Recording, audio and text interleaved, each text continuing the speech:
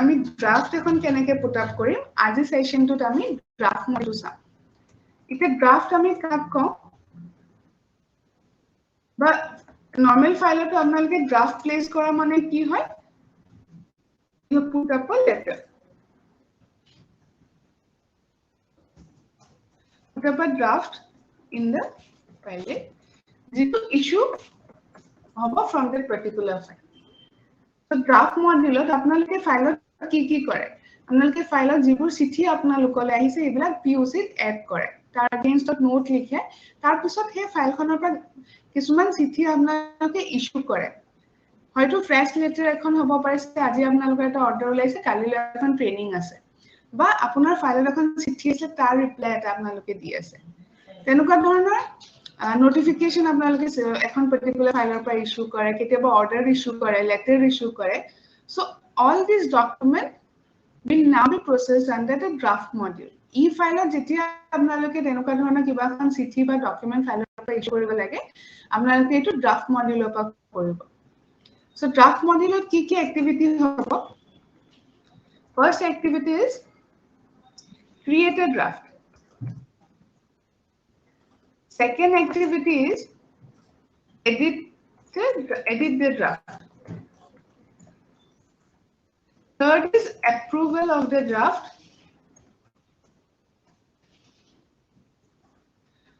fourth is signature on the draft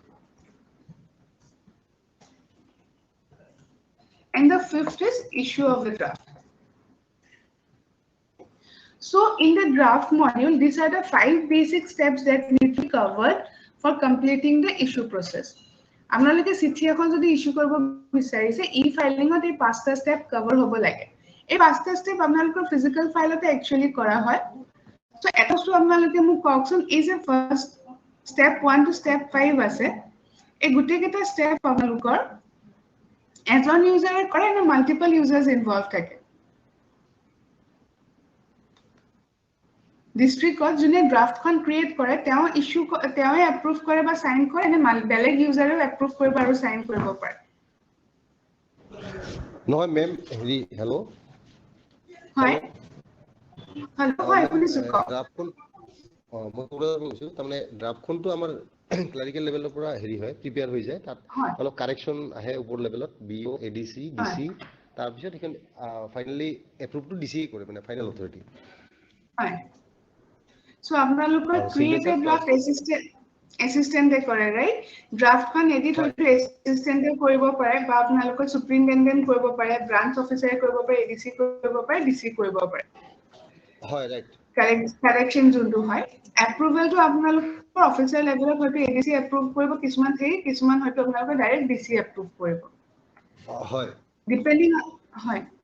depending on the draft যিখন place হৈছে signature হয়তো branch অফিচাৰৰ কৰিব পাৰে এডিসিও কৰিব পাৰে বা আপোনাৰ ডিসিও কৰিব পাৰে ৰাইট অফিচাৰ লেভেলত হয় এই পাৰ্টিকুলাৰ প্ৰসেস কেটা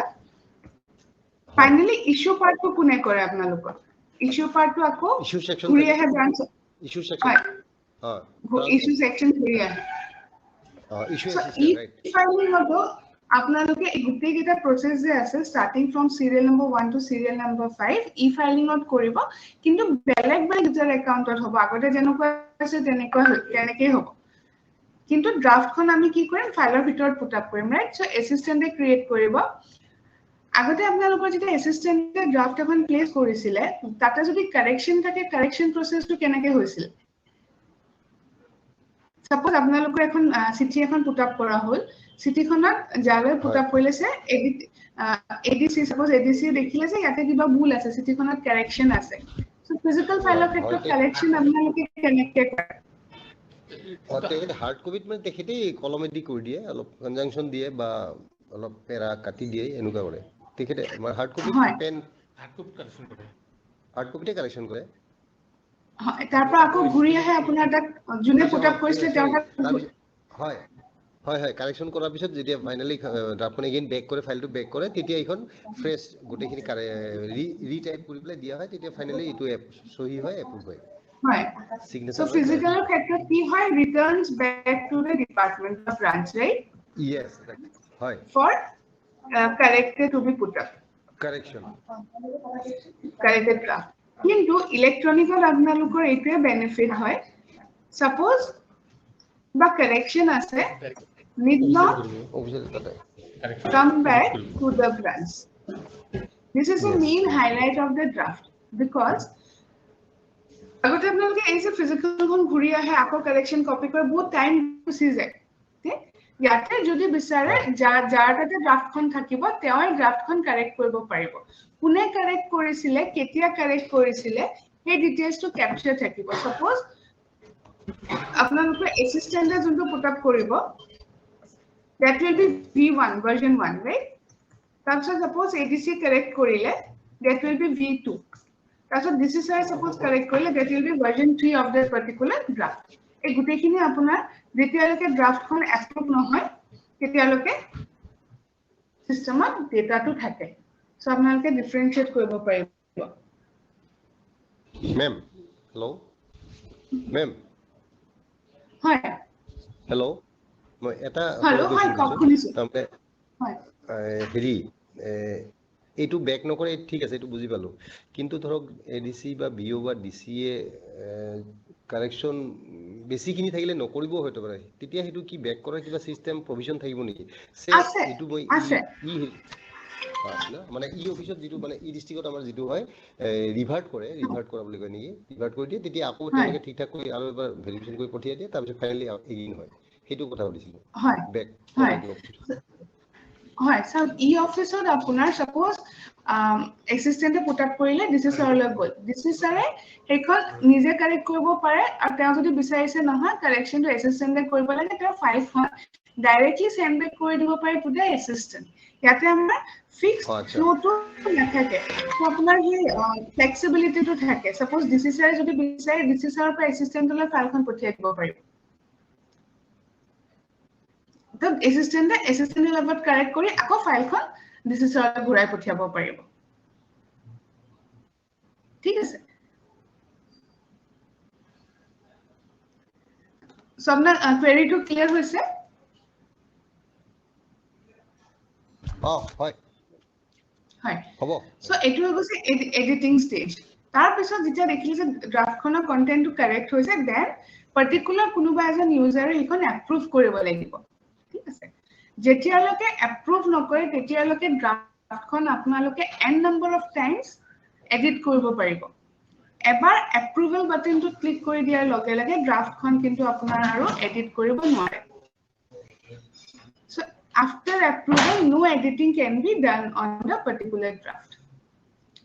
right draft kon approval হোৱাৰ পিছত দুটা স্টেপ থাকে one is approval other is signature কেতিয়াবা কি হয় ড্ৰাফটখন আপোনাৰ ডিসিসাৰে এপ্ৰুভ কৰি দিয়ে কিন্তু সিগনেচাৰী কোন থাকে হয়তো এডিসি থাকে তেনেকুৱা ক্ষেত্ৰত ড্ৰাফটখন এপ্ৰুভ হোৱাৰ পিছত সিগনেচাৰৰ কাৰণে কনসাৰ্ন সিগনেচাৰী জুন হয় তেওঁৰ তাত ফাইলখন ঘূৰি আহিব তেওঁ সাইন কৰিব সাইন কৰাৰ পিছত ডিজিটালি সাইন কৰিব ড্ৰাফটখন সাইন কৰাৰ পিছত সেই ফাইলখন along with the draft will come back to the ব্ৰাঞ্চলৈ ঘূৰি আহিব আগতে আপোনালোকে কি কৰে সাইন কপিটো ব্ৰাঞ্চৰ পৰা ইস্যু ব্ৰাঞ্চলৈ পঠিয়াবলৈ ৰাইট এতিয়া ইস্যু ব্ৰাঞ্চত আপোনালোকে তিনি ধৰণে ইস্যু কৰিব পাৰে one is e-office account which is called the intra e-office second is email third is hard copies এতিয়া all hard copies will come to the issue branch but email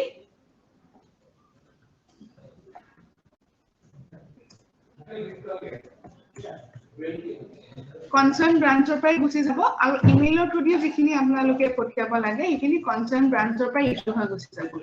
য'ত hard copy যাব লাগে অকল hard copies খিনিহে আপোনালোকে issue ব্ৰাঞ্চলৈ পঠিয়াব ফাইলখন ব্ৰাঞ্চতে থাকি যাব hard কপিখন issue ব্ৰাঞ্চত আহিব ঠিক আছে clear so I'll again repeat the whole process of the draft module the first step is the creation of the draft which will be done by the assistants after a draft is created and placed in the file the draft can be edited by the users who contains that particular file it might be the assistant it might be the superintendent branch officer adc dc there is no restriction on the correction or who can edit the draft. It will be open to any person who contains that particular file. And whenever any correction is done on that particular on the draft in that file, the versions of the corrections, the bottom second draft place kora hoisle, that will be the V1. If it is updated by say the concerned ADC, that will be the second version of the draft. So the user can view what was placed and what has been corrected. After the required correction has been done, the draft will be approved by the concerned approver of the draft. Until the draft is approved, the user can edit the draft n number of times. But once the draft is approved, it cannot be edited. So finally, when the draft is approved, then the next part will be the signature of the draft. So sometimes what happens, the approval might be DC, but the signature might be the ADC. So the file will come back to the ADC for the signature. Again, in the signature module, there are option of single signature or multiple sign. Multiple sign will be used in scenarios when a document needs to be signed by more than one person. In that scenario, we will enable the multiple sign in the draft at the time of the draft creation. আপোনালোকে যেতিয়া sign কৰিব ড্ৰাফটখন single sign মানে এজন ইউজাৰে sign কৰিব পাৰে multiple ইউজাৰে sign কৰিব পাৰে যদি মাল্টিপল ইউজাৰ সাইন কৰিব লগা ড্ৰাফট থাকে যোনে ড্ৰাফটখন ক্ৰিয়েট কৰিব এই পাৰ্টিকুলাৰ ইউজাৰ জনে ড্ৰাফটখন ক্ৰিয়েট কৰোতে এনেবল মাল্টিপল সাইন অপচন এটা থাকে এটো সিলেক্ট কৰিব লাগিব তেতিয়া ড্ৰাফটখনৰ ওপৰত মাল্টিপল সিগনেচাৰ প্লেস কৰিব পাৰি After the draft is signed, the file will be sent back to the concerned branch and the letter will be issued from the particular file. Now for the issue of a draft, there are three processes through which you can issue a draft. The first is the e-office account or the intra-e-office mode of dispatch. Through the intra-e-office mode of dispatch, you can issue a letter from your account to any other e-office account in the district. So আপোনালোকে নিজৰ account বা ডিস্ট্ৰিক্টৰ যিকোনো এজন user একাউন্টলৈ direct চিঠিখন পঠিয়াই দিব পাৰে এটা জাস্ট কৰি দিব আমাৰ কোৱেশ্চন আছে Second, there is hello হয় আমাৰ কোৱেশ্চনটা আছিল হয় ধৰি লওক কিবা এটা মানে মাইনৰ আপোনাৰ মডিফিকেশন এটা ৰৈ গল এপ্ৰুভেল হোৱাৰ পিছত মানে তাৰ পিছত আমাৰ ডিসি সাৰে ডিসাইড কৰিলে ধৰি লওক হেতু আমাৰ ইস্যু হ'ব নালাগে গতিকে হেতু কিবা প্ৰকাৰে ডিলিট কৰা বা ডিলে কৰা কিবা অপচন আছে নেকি সব এপ্ৰুভ হৈ যোৱাৰ পিছত ডিলিট কৰিব নোৱাৰে কাৰণ এটো এটা সিগনেচাৰ বা এপ্ৰুভেল এটা স্ট্যাম্প হৈ গৈছে কিন্তু there is a option suppose আপোনাৰ এপ্ৰুভ হোৱাৰ পিছত আপোনালোকে দেখিলে যে কাৰেকচন আছে তাতে so you can place a new draft with the correction on that particular draft আৰু আগৰ যিখন আছিল সেইখন ইস্যু কৰিব নালাগে সিগনেচাৰ কৰিব নালাগে it will remain in a draft section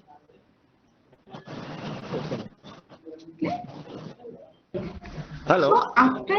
hello আচ্ছা এই ড্ৰাফটখন ক্লোজ কৰিব নালাগে নেকি এই ড্ৰাফটখন তেনেকে থাকি যাব নেকি মানে যিখন আমি ইস্যু নকৰিলো ড্ৰাফট সেকশনত থাকি যাব সো টিওসি নাহে ড্ৰাফট সেকশনত থাকি যাব ওকে Hello. হয় লখিমপুৰৰ কিবা কোৱেশ্চন আছে হয় হয় আপুনি যোনটো ক'লে এতিয়া যে এপ্ৰুভিং কৰাৰ পিছত মডিফাই কৰিব হলে এখন পেন্ডিংত থৈ দিব লাগে নেক্সট আকৌ যদি কিবা মডিফিকেশন থাকে তেতিয়া পুট আপ কৰিব লাগিব সাপোজ আমাৰ সিগনেচাৰ কৰাৰ পিছত আমাৰ কিবা এটা মডিফিকেশন কৰিব লগা হ'ল কিবা ভুল চকুত পৰিলে তেতিয়া মডিফাই হ'ব নাই নহয় তেতিয়া আকৌ সব এবাৰ এপ্ৰুভ হৈ যোৱাৰ পিছত এপ্ৰুভ হোৱাৰ পিছত মডিফাই নহয় কাৰণ এখন স্ট্যাম্প হৈ যায় যেখন এপ্ৰুভ কৰি দিয়া হৈছিল বা সাইন কৰাৰ পিছত থাকে হয় হয় মাইনৰ প্ৰবলেম থাকে সাপোজ ৰেভিনিউ ৰিজম একবাৰ ডাগ নাম্বাৰটো ভুল হৈ যায় বা ল্যান্ড শেডিউলটো উল্টা পুল্টা হৈ যায় টাইপ কৰোতে তেতিয়া হেতু মডিফাই কৰিব পাৰিব না সাইন কৰাৰ পিছত নাই সাইন কৰাৰ পিছত ড্ৰাফট নাই সাইন কৰাৰ পিছত আপোনাৰ ড্ৰাফটৰ কন্টেন্ট মডিফিকেশন নহয় তাৰ কি অপচন আছে এতিয়া আপুনি ধৰক ডাইৰেক্ট ইমান গুটি তেনেকুৱা ধৰণৰ যদি কিবা কাৰেকচন থাকে এসিস্টেন্টে নতুনকে এখন ড্ৰাফট প্লেস কৰিব আৰু যিজন ফাইনাল এপ্ৰুভাৰ বা সিগনেচাৰী হয় ডাইৰেক্টলি তেওঁলোক চিঠিখন পঠিয়াই দিব ইন্টাৰমিডিয়েট স্টেপ স্কিপ কৰি হয় এটো ৰেকৰ্ডে থাকি যাব ইস্যু নহব তেতিয়া ৰেকৰ্ড থাকে ইস্যু নহব কাৰেক্ট ইস্যু নহব ড্ৰাফট সেকশনত থাকি যাব আগৰ ফ্ৰম দা ফ্ৰেছ ষ্টেজৰ পৰা আহিব লাগিব from very beginning first upon নতুনকে এখন ড্ৰাফট প্লেস কৰিব লাগিব correct Step by step suppose আচ্ছা হয় আৰু এটা কোৱেশ্যন আছে ইয়াতে যোনটো আপুনি ফাইল মুভমেণ্টটো দেখালে এছিষ্টেণ্টটো ভাৰ্চন 1 দেন এডিচি আৰু branch officer after that DC যদি ফাইল মুভমেণ্টটো সাপোজ আমাৰ ইয়াতো হেড এছিষ্টেণ্ট থাকে ৰেভিনিউ চেক্টৰ থাকে তেতিয়া ফাইল মুভমেণ্টত কাৰ ইউজাৰ কাৰ থাকিব ফাইল মুভমেণ্টত ই অফিচ এপ্লিকেশ্যনত চবতছে ডাঙৰ প্লাছ পইণ্ট এইটোৱে হয় একো প্ৰিডিফাইন্ড মুভমেণ্ট থাকে সব ইউজাৰ আপোনালোকৰ অফিসত যিমান ইউজাৰ্স আছে সবৰে একাউন্ট থাকিব and from any user to any other user if required the file can be sent so one file can be sent to any other user yes আপোনালোকে physical file হয় ঠিক আছে হয়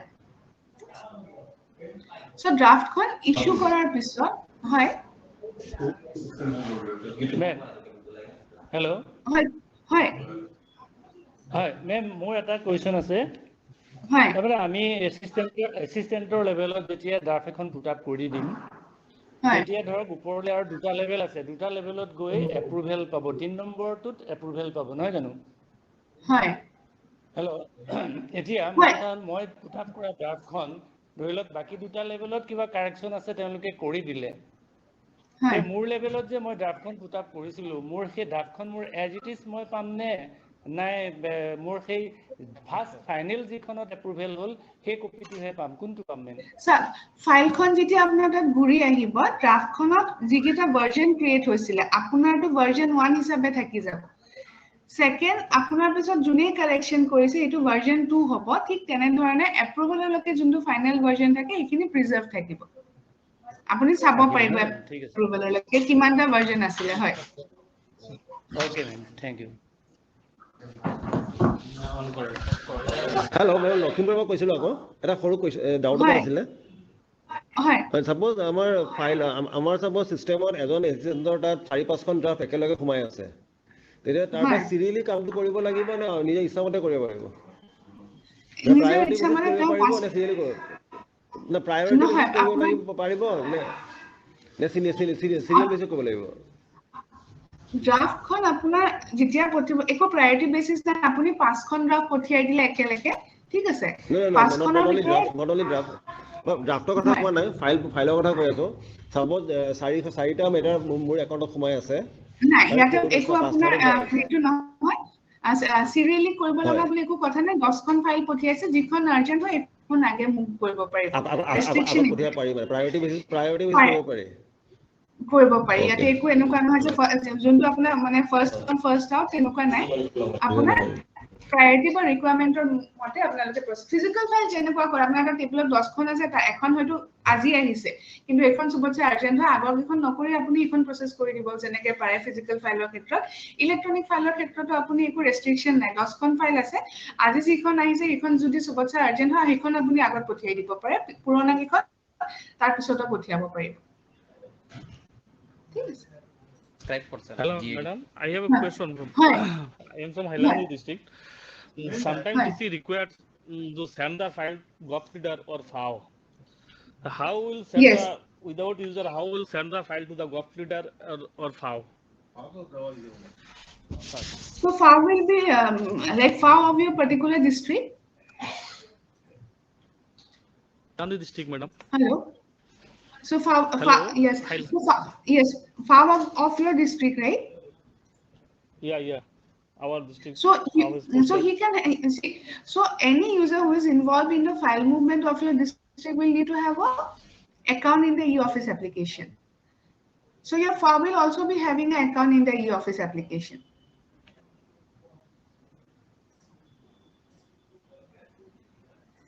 How because will send the file to the gov reader? Yes. Regarding court case, madam. Okay. See, few categories have been marked as exception for as of now for the e-file. One is like for departments. I think the same will be applicable for districts also. Court cases, departmental DP cases, and confidential matter. Those are not to be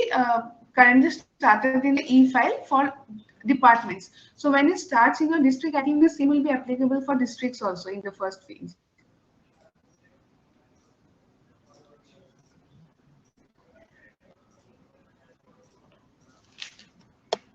Hello?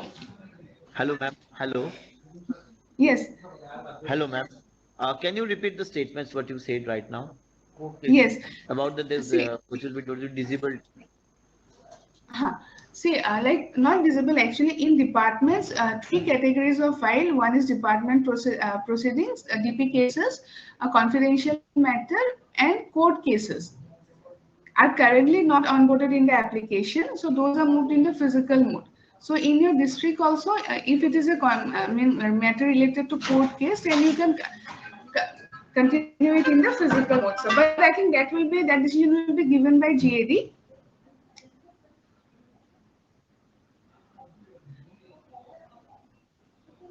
Hello.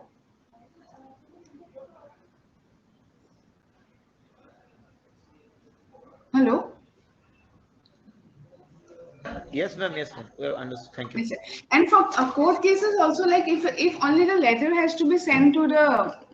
court, then everything can be done electronically in the e-file system. Just the document which needs to be sent to the court will be taken, print out, and send it to the courts. Initial phase, you'll be starting with the normal files in your districts. Madam, human rights and magisterial inquiry cases. Yes. Madam, human rights cases and magisterial inquiry cases. Okay. So those will be in the e-file mode only, sir.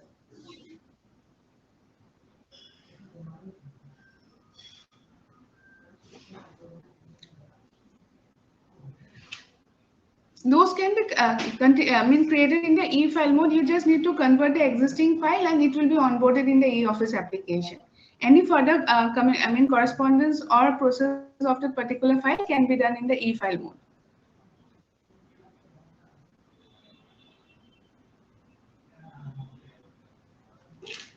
Okay, so I will continue with the session. So once a draft is issued, for the issue, it will come back to the assistant. The assistant can issue the branch assistant in the branch can issue the letter in three processes. First is your e-office account to e-office account. Second is the email. Directly from the e-office application, you can send the letter to any email ID. It might be a government email ID. It can be a non-government email ID also. If you have the email ID of the recipient, you can dispatch the letter directly from your e-office account. The mail has been integrated in the application. Then the last mode of dispatch is for departments or offices which do not accept documents in the e-file system, electronic system. Or suppose you do not have your email ID, you can always take a printout of the signed copy and send it to the issue branch for the disposal. Clear? So this is the overall process of the draft module. So I will start with the application demonstration for the draft module, like how to create a draft and the other processes.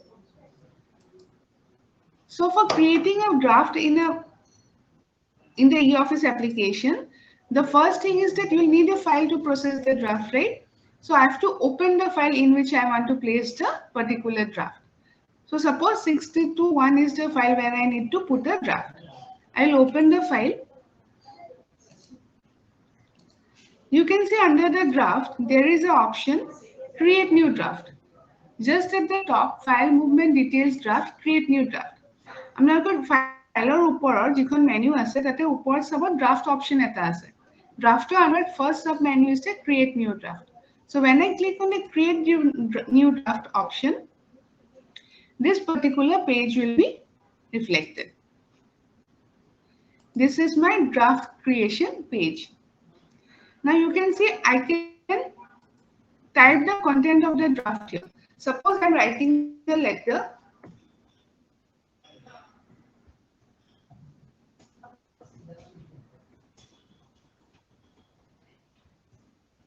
GAD.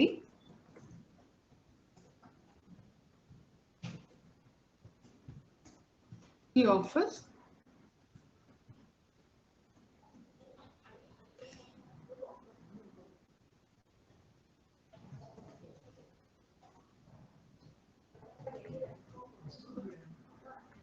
You're marking a copy to BC. Kamru. Second, you're marking a copy to say some ABC. And third, you're marking a copy to some XYZ. So this is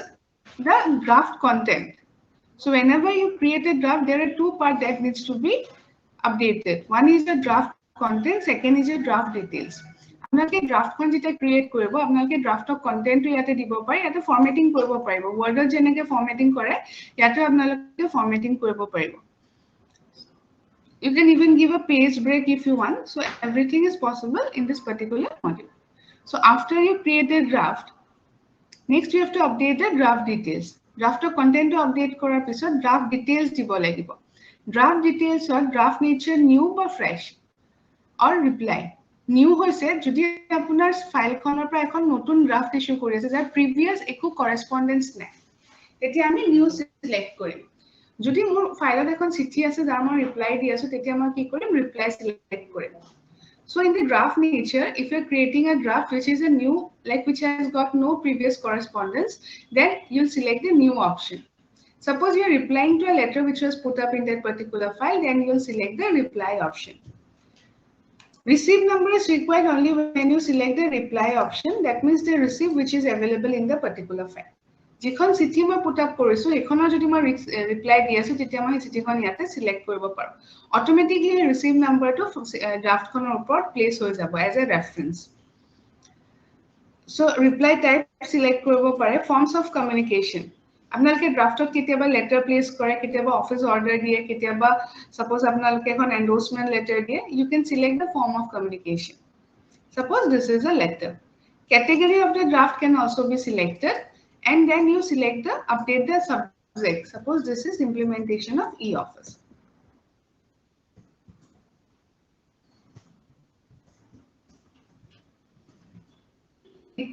after updating the draft content then the draft details now this is the most important part etu apnaloke sabo ei part to बहुत important hoy because based on that the last part that is the issue of the draft is dependent that means how you will able to dispatch the letter that particular details needs to be updated in the add edit recipient now when I click on the add edit recipient a particular form comes where I need to enter the data of the recipient so who will be the recipient for this particular letter who is the primary recipient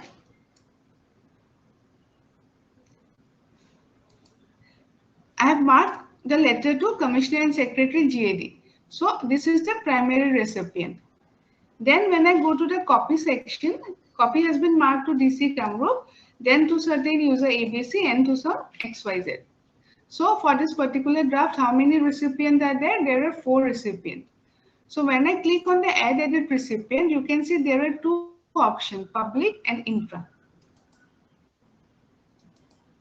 So the difference between the public and the intra is that for users who has got a e-office account, we will select their name under the intra e-office. And for users who do not have e-office account, we will add their details under the public. এতিয়া আপোনালোকে recipient list খন যেতিয়া update কৰিব যিজন ইউজাৰৰ e-office account আছে তেওঁলোকৰ ডেটাটো আমি intra e-officeৰ পৰা অটোমেটিক্যালি পাই যাম সাপোজ মই চিঠিখন ইস্যু কৰিব বিচাৰিছো to Remi Hazarika So you have to type Koile because Remy Hazarika has got an account in the application, her name will be reflected. You have just that name to select Koile ho jabo. Just add. ঠিক তেনেধৰণে suppose মই চিঠিখন mark কৰিছো to Nilufar Yashmin account, সেইটো ইয়াতে show কৰিব। মই তো select কৰিম, then I click on add. So যাক আপোনালোকে e-officer through দি পঠিয়াব বিচাৰে, তেওঁলোকৰ ডেটাটো intra e-officeত select কৰিব। ঠিক আছে এখিনি applicable কাৰ কাৰণে হ'ব to your district users and all other district users আপোনালোকে এখন ডিস্ট্ৰিক্টৰ পৰা আন এখন ডিস্ট্ৰিক্টলৈ যদি চিঠি ইস্যু কৰি আছে ইন্ট্ৰা অফিচৰ থ্ৰু দি কৰিব পাৰিব সো সাপোজ ডিসি মেট্ৰ পৰা ডিসি কামৰূপলৈ এখন চিঠি আহিব তেতিয়া আপোনালোকে ডাইৰেক্টলি ই অফিচৰ পৰা ই অফিচলৈ পঠিয়াই দিব পাৰে সেকেন্ড মেথডটো হৈছে পাব্লিক যাৰ ই অফিচ একাউণ্ট নাই আপোনালোকৰ সিটিজেনে এখন চিঠি দিছে তাৰ আপোনালোকে সাপোজ ৰিপ্লাই দি আছে then you have to select their data or update their data in the public field you'll update the email name, address, then the email ID. If the email ID to thake, then directly the letter will be sent to that particular email ID. If the email ID na thake, তেতিয়া আপোনালোকে কি কৰিব সেই particular চিঠিখন definitely hard copy যাব.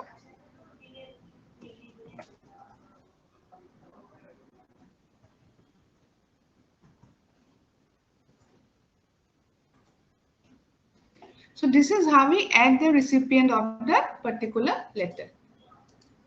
So any confusion in this particular 3 step at the first creation of a draft, the first part is draft content. Second is your draft details.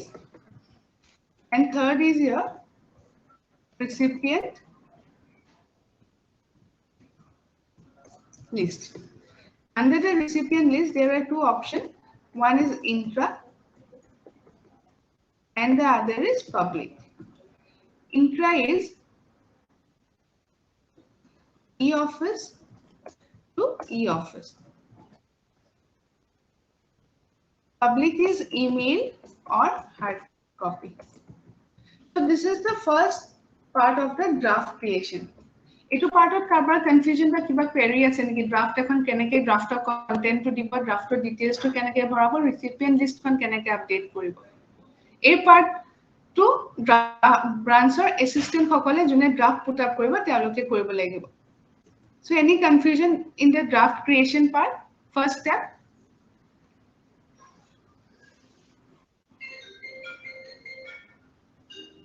Kabar kiba query ase niki etu particular step?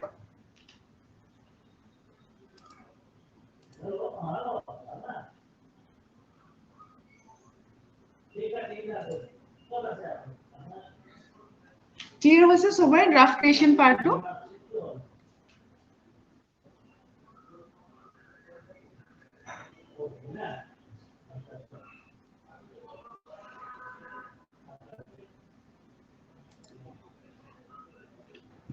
Madam, ইয়াতে কিছু attachment আছে এই attachment কি হয় একটু মানে অলপ ধৰিব পৰা হয় attachment to hoise আপোনালোকে sub drafter যিখন প্লেস কৰিব that will be the forwarding right drafter লগত যদি আপোনালোকে কিবা report পঠিয়াব বিচাৰে বা attachment বা annexure পঠিয়াব বিচাৰিছে হেতু আপোনালোকে তেতিয়া attachment পঠিয়াব পাৰিব pdf format পঠিয়াব পাৰিব document পঠিয়াব পাৰিব excel পাৰিব ppt পাৰিব so annexures বিলাক আপোনালোকে attachment দিব পাৰে হয় Madam, after creation of draft, the alignment of the draft is not perfect. Say something regarding this. See, when you create a draft, there are 2 options. One is if you type it in the draft editor, then there will be not much issue. But if you are copy and pasting it from a Word, because Word is a professional editor, but the draft editor, the editor that is available in the e-office application is a tiny editor. So there will be compatibility issues. So suppose if you are copying and pasting it from the Word or any other editor, you have to ensure that there is no conditional formatting applied on the source content of the particular document. Okay? Suppose there is conditional formatting applied in the Word document from where you are copying in the pasting it in the e-office draft editor, then there will be alignment issues because some of the features that is available in the source editor from where you are copying the content might not be compatible with the e-office application editor. So that's why it is recommended if you are copy pasting it from a particular Word document, there should not be any conditional formatting applied to the draft.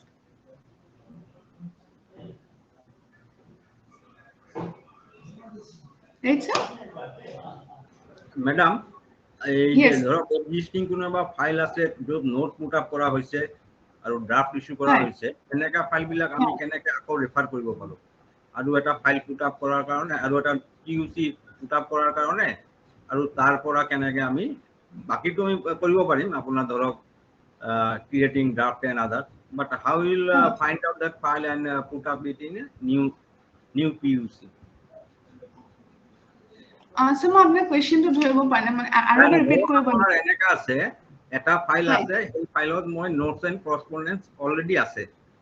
আচ্ছা ইটো ফাইলত যদি মই আকৌ এটা note put up কৰিব বিচাৰিছো হেতু কেনেকৈ কৰিম উইথ দি এক্সিস্টিং নোট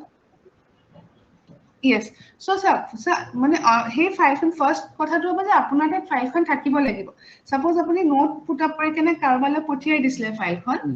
আৰু সেই ফাইলখনত আপোনাৰ কিবা এটা নতুন পিউসি আহিছে then you have to ensure that the file is available with you so আপুনি যালৈ পঠিয়াইছে তেওঁৰ পৰা ফাইলখন আপোনাৰ তালৈ ঘূৰি আহিব লাগিব আগৰ যোনটো ইনস্টেন্স আছে এটো আপোনাৰ ইনবক্সত থাকিব সো যেনেকৈ ইয়াতে সাপোজ এই 6168 খন মই পঠিয়াইছিল আকৌ মোলৈ ঘূৰি আহিল মূলক ঘূৰি অহাৰ লগে লগে মোৰ ইনবক্সত থাকিব সো ইনবক্সত গৈ মই সেই ফাইলখন ওপেন কৰিম ওপেন কৰাৰ পিছত suppose this is the file so already মই ইয়াতে নোট দিছিলো নোট 1 নোট 2 নোট 3 আছে suppose this is my note then I had forwarded it to the second user it is second user note হয় তাৰ পিছত তেখেতে third user লৈ দিলে যোনে নোটটো লিখি আকৌ মূলক ঘূৰাই পঠিয়ালে ফাইলখন এতিয়া মই কি কৰিম আপোনাৰ কোৱেশ্চনটো আছে যে এই ফাইলখনৰ ৰিলেটেড নতুন পিউসি আহিছে right So,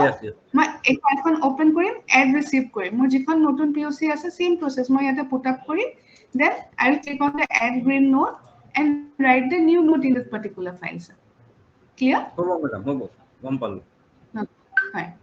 so again now coming back to the draft হয় hello ma'am মোৰ এটা কোৱেশ্চন আছে মোৰ এটা কোৱেশ্চন আছে ma'am হয় hello হয় কক মই শুনিছো সে ধৰক আপোনাৰ সাৰ্কুলাৰ পৰা আমাৰ অফিচলৈ কিছুমান ৰিপোৰ্ট আহে যিখিনি আমি এটাচ কৰিব লাগে হয় গভৰ্নমেন্টলৈ আমি সাৰ্কুলাৰ ৰিপোৰ্টটো কেতিয়াবা সেন্ড কৰিব লগা হয় হয় যেহেতুকে সাৰ্কুলাৰ অফিচৰ পাবলিক হেল্প আছে গতিকে আমি সেই সাৰ্কুলাৰ ৰিপোৰ্টটো কেনেকৈ ধৰণৰ মানে সেন্ড কৰিম সাৰ্কুলাৰ পৰা আপোনালৈ যেতিয়া হয় হয় হয় মানে আপুনি কোৱেশ্চনটো হৈছে যে সাৰ্কেল অফিচৰ পৰা আপোনালৈ কিবা এটা ৰিপোৰ্ট আহিছে ৰিপোৰ্টটো আপোনালোকে এটা গভৰ্নমেন্টলৈ পঠিয়াব বিচাৰিছে ৰাইট হয় হয় সো আপোনাক সাৰ্কেল অফিচৰ পৰা ৰিপোৰ্টটো কোনটো ফৰমেটত দিব ম্যানুয়ালি দিলে হেতু হার্ড কপি যদি দিছে ন স্যার হয় হার্ড কপি যদি দিয়ে হার্ড কপি যদি দিয়ে আপোনালোকে হার্ড কপি যিখন পাইছে সেইখন স্ক্যান কৰি ল'ব in the PDF format PDF ফৰমেটত স্ক্যান কৰি সেইখন আপুনি ফৰৱাৰ্ডিং এটালৈ গভৰ্নমেন্টলৈ পঠিয়াব বিচাৰিছে সো যিখন আপোনাৰ হাৰ্ড কপি থাকিব স্ক্যান কপিটো ইয়াতে অ্যাটাচমেন্ট হিচাপে সাপোজ মোৰ এড কৰি দিলে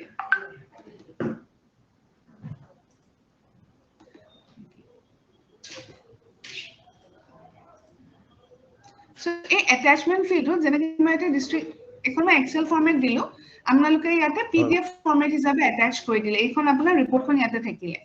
এটা আপোনালোকে যেতিয়া গভৰ্নমেন্টলৈ ৰিপোৰ্টখন পঠিয়াব ডাইৰেক্টলি ৰিপোৰ্টখনটো কেতিয়াও নপঠিয়ায় আপুনি সদায় এখন ফৰৱাৰ্ডিং অল পঠিয়ায় ৰাইট এই ফৰৱাৰ্ডিংখন আপোনাৰ ড্ৰাফটৰ কন্টেন্টত আহিব ফৰৱাৰ্ডিংখনত আপোনাৰ ডিজিটেল সিগনেচাৰ থাকিব এইখন যেতিয়া গভৰ্নমেন্ট সাপোজ আপোনালোকে কমিশনাৰ জিএডি লৈ পঠিয়াইছে তেওঁলোকৰটো ই অফিস একাউন্ট থাকিব পিছৰলৈকে হেতু ইন্টিগ্ৰেট হৈ যাব আপোনালোকে ডিস্ট্ৰিক্টৰ পৰা ডাইৰেক্ট কমিশনাৰ জিএডি লৈ ই অফিসতো পঠিয়াই দিব পাৰিব তো তেওঁ যেতিয়া চিঠিখন পাব ফৰৱাৰ্ডিংখন পাব লগত এনএক্সএটোও পাই যাব আৰু যদি ইমেইলৰ থ্ৰুদি পঠিয়ায় মেইলত তেতিয়া আপোনাৰ ফৰৱাৰ্ডিংখন আহিব এখন অ্যাটাচমেন্ট আৰু সেকেন্ড অ্যাটাচমেন্টখন আপোনাৰ ডিস্ট্ৰিক্টৰ পৰা যিখন ৰিপোৰ্ট আহিছে এখন সেকেন্ড অ্যাটাচমেন্ট হিচাপে আহিব ওকে ক্লিয়াৰ স্যাৰ হয় সো এখিনি সব মই গুটে কন্টেন্ট খিনি আপডেট কৰি দিলো এতিয়া মই সেভ কৰিম সেভ কৰাৰ লগে লগে হয় ম্যাম হয় কৈছো হয় ম্যাম আগতে আমি যেতিয়া জিএডি যদি চিঠি এখন ড্ৰাফট কৰা হয় মানে পঠাবলগীয়া থাকে তেতিয়া চিঠিখন যাকে এড্ৰেছ কৰা হয় commissioner secretary additional secretary joint secretary বা ডেপুটি সেক্ৰেটাৰী আমি খালি এটা ইমেইলত পঠাই দিওঁ জিএডি যিটো জিমেইলত আছিলে তো সেইটো ইমেইলত পঠালে যাকে এড্ৰেছ কৰা থাকে পাই যায় কিন্তু এতিয়া সাপোজ আমি জইন্ট সেক্ৰেটাৰী পঠাব লাগে বা জইন্ট সেক্ৰেটাৰী পঠাব লাগে তেতিয়াহলে তেখেতৰ একাউণ্টটো ই অফিস একাউণ্ট সেপাৰেট থাকিব হয় না জিএডিৰ কমন একাউণ্ট থাকিব নহয় স্যাৰ ইয়াতে আপোনালোকৰ দুটা ৱেত পঠিয়াব পাৰিব আগৰ নিচিনাকে ইমেইলৰ থ্ৰুদিও পঠিয়াব পাৰিব আপোনালোকে যদি ইমেইলত পঠিয়াইছে আগতে যোনটো মেইল আইডিত পঠিয়াইছিলে ডাইৰেক্টলি সেই মেইল আইডিটোত পঠিয়াই দিব তেওঁলোকে তাৰ পৰা ফিল্টাৰ আউট কৰি কনচাৰ্ন যিজন ৰিচিপিয়েন্ট হয় তেওঁলোকলৈ পঠিয়াই দিলে ঠিক আছে সেকেন্ড আপোনালোকে যদি ভাবিছে যেতিয়া ইন্টিগ্ৰেট হৈ যাব দুইটা ইনস্টেন্স ডিস্ট্ৰিক্ট ইনস্টেন্স আৰু আপোনাৰ আমাৰ ষ্টেট ইনস্টেন্স তেতিয়া আপুনি যদি ভাবিছে এখন ডেপুটি কমিশনাৰলৈ মাৰ্ক কৰা আছে আপুনি ডাইৰেক্ট ডেপুটি কমিশনাৰ একাউণ্টলৈ পঠিয়াব পাৰে একো ৰেষ্ট্ৰিকশন নাই আপোনালোকে কাৰণে যোনটো কমফৰ্টেবল বা কনভিনিয়েন্ট হয় আপোনালোকে এইটো মেথডতে পঠিয়াব পাৰিব তো ডেপুটি সেক্ৰেটাৰী যিটো একাউণ্ট হ'ব এইটো ডেপুটি সেক্ৰেটাৰী বুলি থাকিব না তেখেতৰ নামত থাকিব মানে পাৰ্সোনেল নামত থাকিব যিজন হেতু সময়ত আপুনি ডেপুটি হয় আপুনি জিএডিত গৈ ডেপুটি সেক্ৰেটাৰী সাপোজ তেওঁৰ নামটো আপুনি নাজানিবও পাৰে আপুনি জাস্ট জানে যে জিএডি ডেপুটি সেক্ৰেটাৰী হয় তেতিয়া আপুনি জিএডিত যাব জিএডিত গৈ এনেকে আপুনি এড ৰিচিপিয়েন্টৰ যেতিয়া যাব ইয়াতে আপুনি জিএডি সিলেক্ট কৰিব সাপোজ জিএডি সিলেক্ট কৰি জিএডি আপুনি ডেজিগনেশন দিয়ে সাৰ্চ কৰিব পাৰে মানে এডিশনাল সেক্ৰেটাৰী সাৰ্চ কৰিলে এডিশনাল সেক্ৰেটাৰী হয় ডেজিগনেশন ওয়াইজ আপোনাৰ হেতু আহিব ওকে আৰু ইয়াতে গুটেখিনি আপুনি ডিসপ্লে হৈ থাকিব designation department section yes thank you ma'am madam hi if we do work in the draft creation page excel format continue to work in excel format yes madam if we continue to do work in excel format in the creation of draft sometimes it requires excel format correct sir see that is the beauty of the application I like to say because suppose you want to send the report in the excel format right so generally if you are attaching it in the excel format then it will be the concerned recipient will receive it in the excel format only so he can do the necessary correction in the draft also I mean in the attachment also you will have to send the attachment that the forwarding that will be the draft content but in the attachment you can send all your reports which might be in excel so say for example branch officer is putting up a report to DCSA so he can put up the report in the excel format itself and the report can be corrected in the excel so that excel that the recipient will be receiving can be edited also if required but you have to draft the forwarding for that particular report if you are sending it through the in the draft method otherwise in the file itself there is a provision when you write a note like there will be two scenarios so when you require to send the excel report one might be you are just sending it in the file suppose you are submitting a report to DCSA so DCSA have asked you to give the report so when you write the note this is the note add green note you can see in the note part there is an attachment eto apnaloke sabo সকলে note eta jetia likhe apnaloke agode kisuman report bone district to n number of reports bonwa hoy right so yate apunar attachment kisuman dibo pare suppose apuni ekhon excel report banaise ba ekhon ppt banaise note to likhile please find attached the report kori report khon yate attach kori dile excel file khon dile দিকেনে জালৰ suppose ডিসিসলৈ পঠিয়াব লাগে ফাইলখন পঠিয়াই দিলে তাৰ ৰিপৰ্টখন এক্সেলতে পালে তাৰ নিজৰ লেভেলত কিবা কাৰেকচন কৰি কেনে আকৌ আপোনাক যদি বিচাৰে ফাইলৰ নোটত এক্সেল হিচাপে পঠিয়াই দিব so the concerned recipient if required can edit this excel sheet also and send it back in the note this is one way which is your internal office movement in the note sheet part suppose you are sending a report in the excel you need to send the report to GAD in the excel format so what you will be doing, you will be opening the concerned file, go to the draft option, create a new draft. When you send the report to GAD, you will definitely send the forwarding letter along with the report. So your forwarding report content will be in this particular area and the Excel report that you'll be forwarding will be attached in this particular link and GAD will receive this particular attachment in the Excel format itself. Clear, sir? এটা বস্তু সুধিব লগা আছে হয় sir কি আপুনি মই ধৰক আপোনাক এটাচমেন্ট কাবাক এটা পঠালো অথৰিটি হয় এটা যে এডিট কৰিব it is within the e-office application or he has to download in his local machine then edit the contents and then again uploading as attachment yes sir it has to be like if you are sending it in the file it has to be say this is my file and and I'm attaching an attachment in this particular node, and I send it to the next user. The next user will require to download the Excel file in the system, edit it, and send the updated version to the concerned receive officer. It's again attachment would be edited file, no, which is in my local machine. Yes, it will be editable, sir. There are two options where you can add any attachment in your file. One is when you write the note. This is the attachment option, which I have already shown. Second, in the TOC section, there is a reference option. In this particular reference, you can attach references. Now, what to attach in a reference? Any document in the soft format with respect to the file can be added in the reference folder. Suppose there is a file with respect to some report received from all circle offices. So under the reference, you can add the, say you are receiving a report from circle office 1. So circle office 1 report, circle office 2 report, all those can be updated in this particular folder. Anyone who has access to the file can open those particular references available in the files. So suppose you need to send a monthly report to GAD, you can always update all the monthly report in the reference option. So next month you can just open the previous month, do the correction, and send it back to GAD. Clear? Yeah.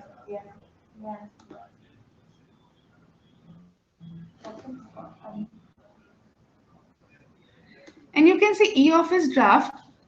I had created, then I had moved out of that file and opened another file. Now again, when I come back to that file, whatever I had created is preserved. So মই যিখিনি লিখিছিলো লিখাৰ পিছত মই ওলাই গৈছিলো এইখন ফাইলৰ পৰা মই বেলেগ এখন ফাইল খুলিছিলো কিন্তু এনেকুৱা নহয় যে সেই কন্টেন্টটো হেৰাই গ'ল যিখিনি মই লিখিছিলো কন্টেন্টটো ধুনীয়াকৈ সেভ হৈ আছে clear So after updating all the required information, when I click on save,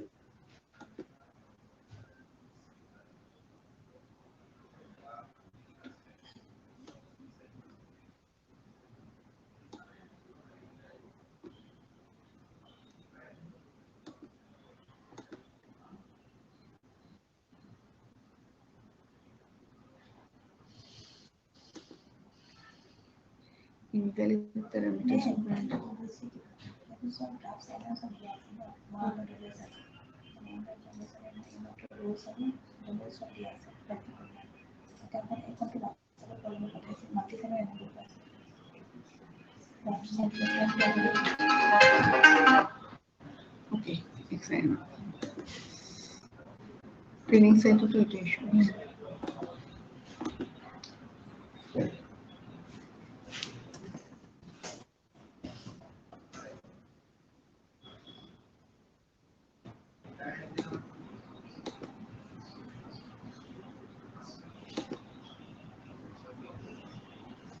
Okay,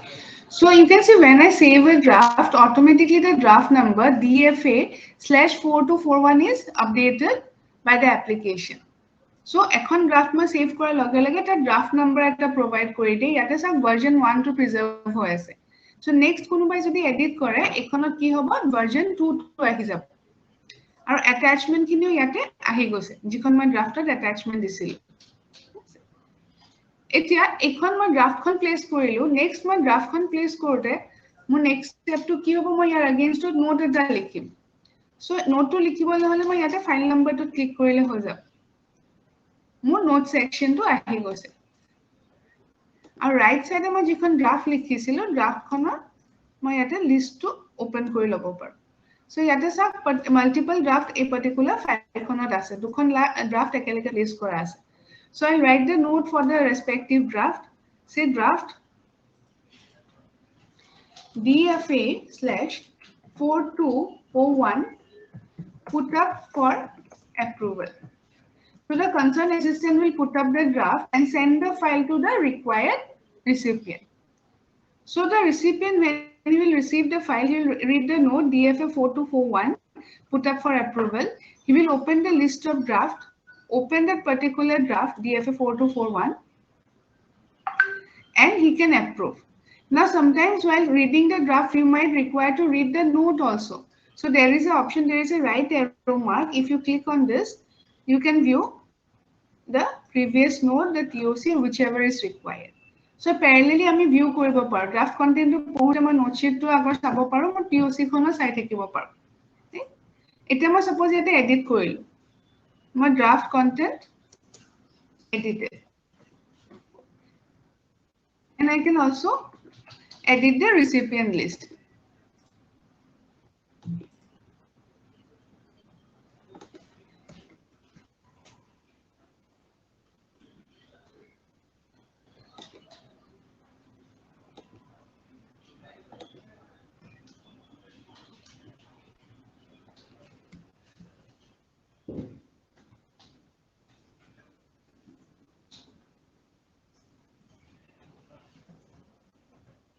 Duty recipient dilo one with the email ID, other without the e-office account. Are the dilo jar more email ID na say XYZ.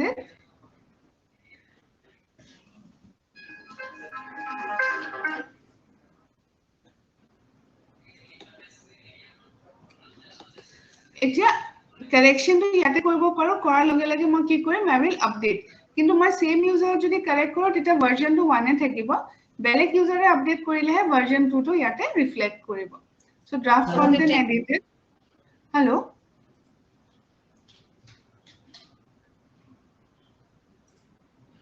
so after updating the content now if I think that the draft is okay I will click on the draft approve button. This is the third step, that is the approval of the draft. So you can see before approval, the edit button is available. But once I approve the draft, the first change that happens is that the edit sign will be disabled. Edit sign to yate apnalokor naikia hoy thakile. Karon approve ho joar pisot ami draft kon edit koribo nwaro, ami preview koribo paro. This is the preview of the draft. And second change that has happened is that the issue number is generated. Draft con approve hoar loge loge issue number to ahi jay. This is the issue number. Agote apnaloke manually issue number disle right. Etia apnaloke issue number dibo nalage. Application will generate the issue number for that particular draft. So draft status approved version 1. Issue number, this is the issue number and you can see the issue number is printed on that particular draft. Similarly, the file number is also printed on the draft. Now the next step will be the signature on this particular draft. Now how to sign the document? For signing a document, you will be having two options, e-sign and DSC sign. Ink-sign is available for the training side only. So e-sign and DSC sign.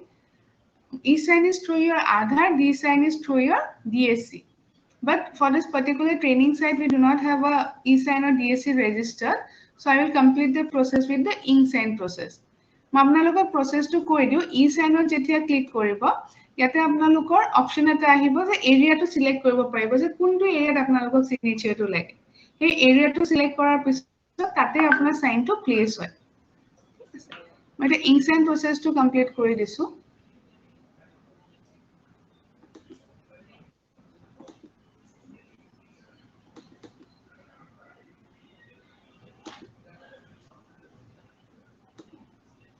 এখন এটা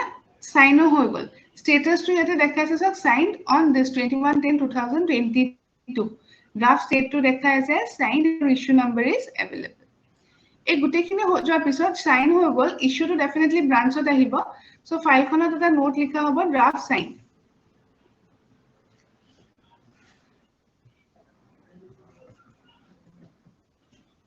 and it will be sent back to the concerned branch assistant. So concerned branch assistant is jetia file kon pabo ta he draft kon open koribo. This is the signed status to dekha as signed. Eta sang apnalke version bur sabo pare. Bortoman ekhon eta version ase ekane show korise ekhonoto ekhone version ase. So yate sign hor pisoloke apnar version kini preserve hoy thake. So kekhon test kora hoisle kiman bar correct hoisle kunkhon sign hoise. So ekhono click kora lage lage na kuntu version sign hose yate etu reflect kore eta last part to hoise initiate dispatch tamne ekhon ami pothiyai dim to the concerned recipient initiate dispatch question asile excuse me hoy acha eta question dispatcher agot eta question hobo যদি গ্ৰাফখন ভুলতে approve হৈ যায় তো undo কৰা উপায় আছে নেকি বা সলিউশনটো কি স্যাৰ যদি ভুলতে আপোনালোকৰ ড্ৰাফট এখন এপ্ৰুভ হৈ যায় বা সাইন হৈ যায় তেনেকুৱা ক্ষেত্ৰত আপোনালোকে ড্ৰাফটখন ইস্যু কৰিব নালাগিব এই ড্ৰাফট লিষ্ট অফ ড্ৰাফটখন যে থাকে ইয়াতে ৰেকৰ্ডটো থাকি যাব কিন্তু আপোনাৰ ইস্যু নকৰিব ড্ৰাফটখন এটো ষ্টেটতে থাকি যাব কাৰেক্টেড কপিটো নতুনকে প্লেস কৰি ইস্যু কৰাই দিলে হয় কিন্তু আগৰটো আপোনালোকে ইস্যু নকৰিব ইয়াতে ৰাখি দিব ওকে থ্যাংক ইউ হয় So, iti ami draft kon issue stage to some kenake kore etu sabo process to kenokra hoy initiate dispatch so for issuing the particular draft I have to click on the initiate dispatch option so when I click on the initiate dispatch you can see the recipient details table is reflected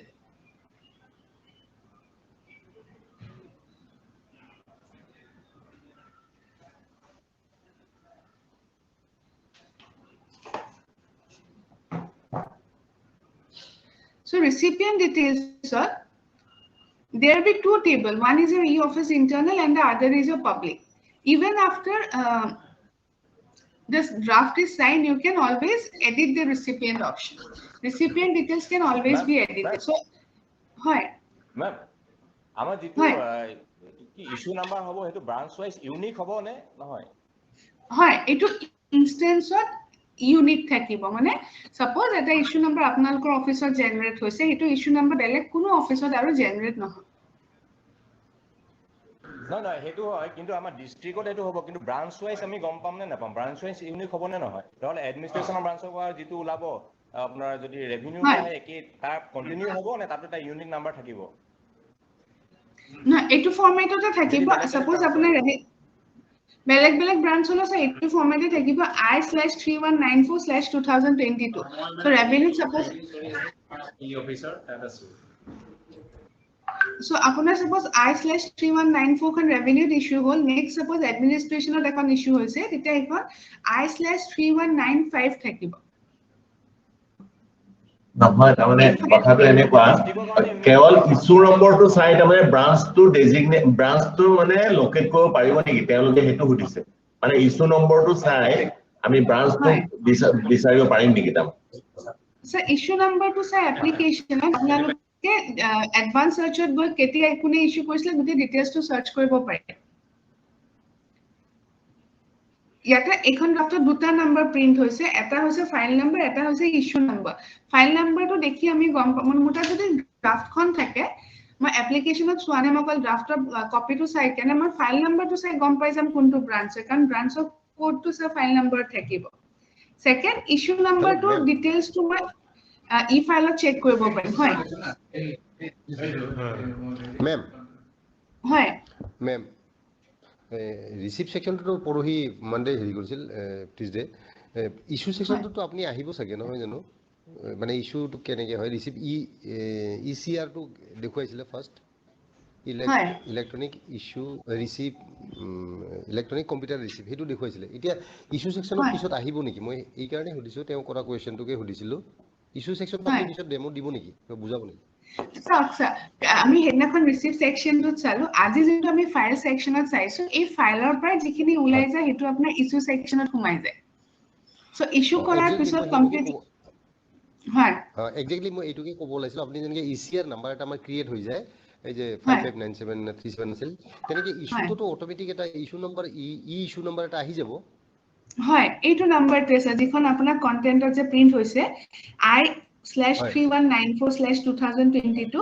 এটো হৈছে issue number এটো আমি কও ECI electronic computer issue number এইটো code থাকিব এনে তাত code সিটিখনৰ ডেটাটো হয় হেতু এটাটো আপোনাৰ ড্ৰাফটৰ কন্টেন্টত থাকিলে এই ড্ৰাফটখনৰ কন্টেন্টত ফাইল নাম্বাৰটো থাকিলে ইস্যু নাম্বাৰটো থাকিলে তাৰছত যিমানবোৰ আপুনি ইস্যু কৰিব আপোনাৰ একাউন্টত ইস্যুৰ সেন্ড ফোল্ডাৰত থাকিব এইবিলাক সব মই যিমান লেটাৰ মই ইস্যু কৰিছো মোৰ একাউন্টৰ পৰা গুটেখিনি মোৰ ইস্যু নাম্বাৰটো ইয়াতে থাকিছে এক্স্যাক্টলি তেতিয়া হলে ইস্যু নাম্বাৰটো মানে এটাই হ'ব এটা অফিচৰ এটাই সেন্ট্ৰালি হ'ব চাগে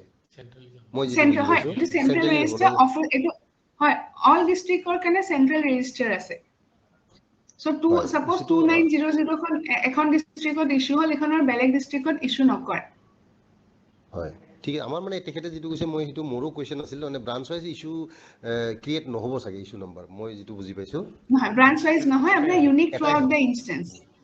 এটাই হ'ব হয় এটো মানে মানে 1 after 1 2 3 করে 1000 লাখ এনেকে আহি থাকিব ইস্যু নম্বৰটো এটো এটা আপোনাৰ কন্টিনিউ ইয়াতে আমরা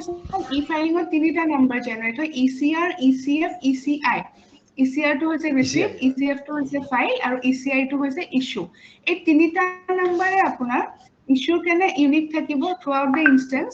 ৰিসিভৰ কেনে ইউনিক থাকিব থ্ৰুআউট দ্য ইনস্টেন্স ফাইলৰ কেনে ইউনিক থাকিব থ্ৰুআউট দ্য ইনস্টেন্স ঠিক আছে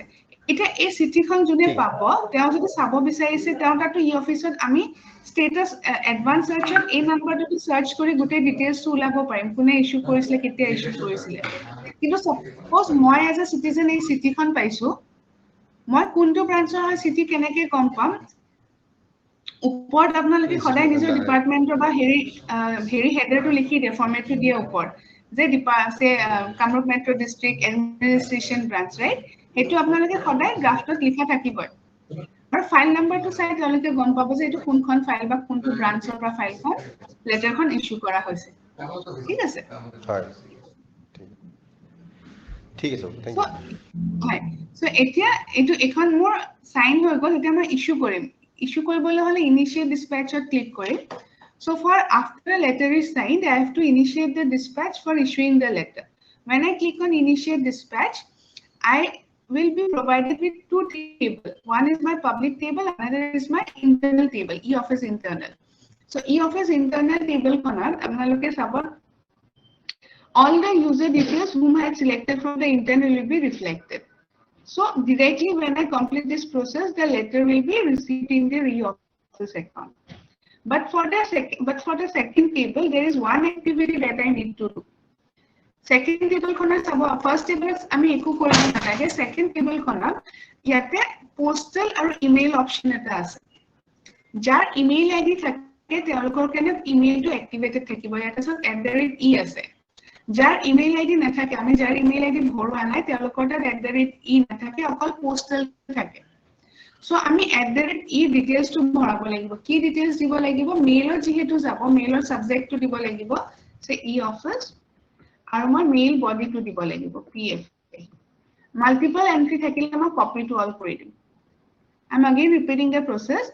when I'm initiating the dispatch I'll be provided with two tables recipient internal table and the recipient public table for the internal table I need not do anything but for the public table I have to update the email details for user whose email id is available and for user whose email id is not available I just need to provide the postal details. Now, how do I update the email details? For updating the email details, I have to click on this particular @e. I've clicked on this particular option and you can see I need to update the subject and the mail body. Okay. Similarly, for the postal details, I have to click on @p. I have to update the postal mode, how I'll be sending it to the concerned recipient and when I'll be sending it to the concerned recipient. Copy to all, okay. So, after this, there are two options, send dispatch with follow-up, send dispatch without follow-up. Now the difference between the two is that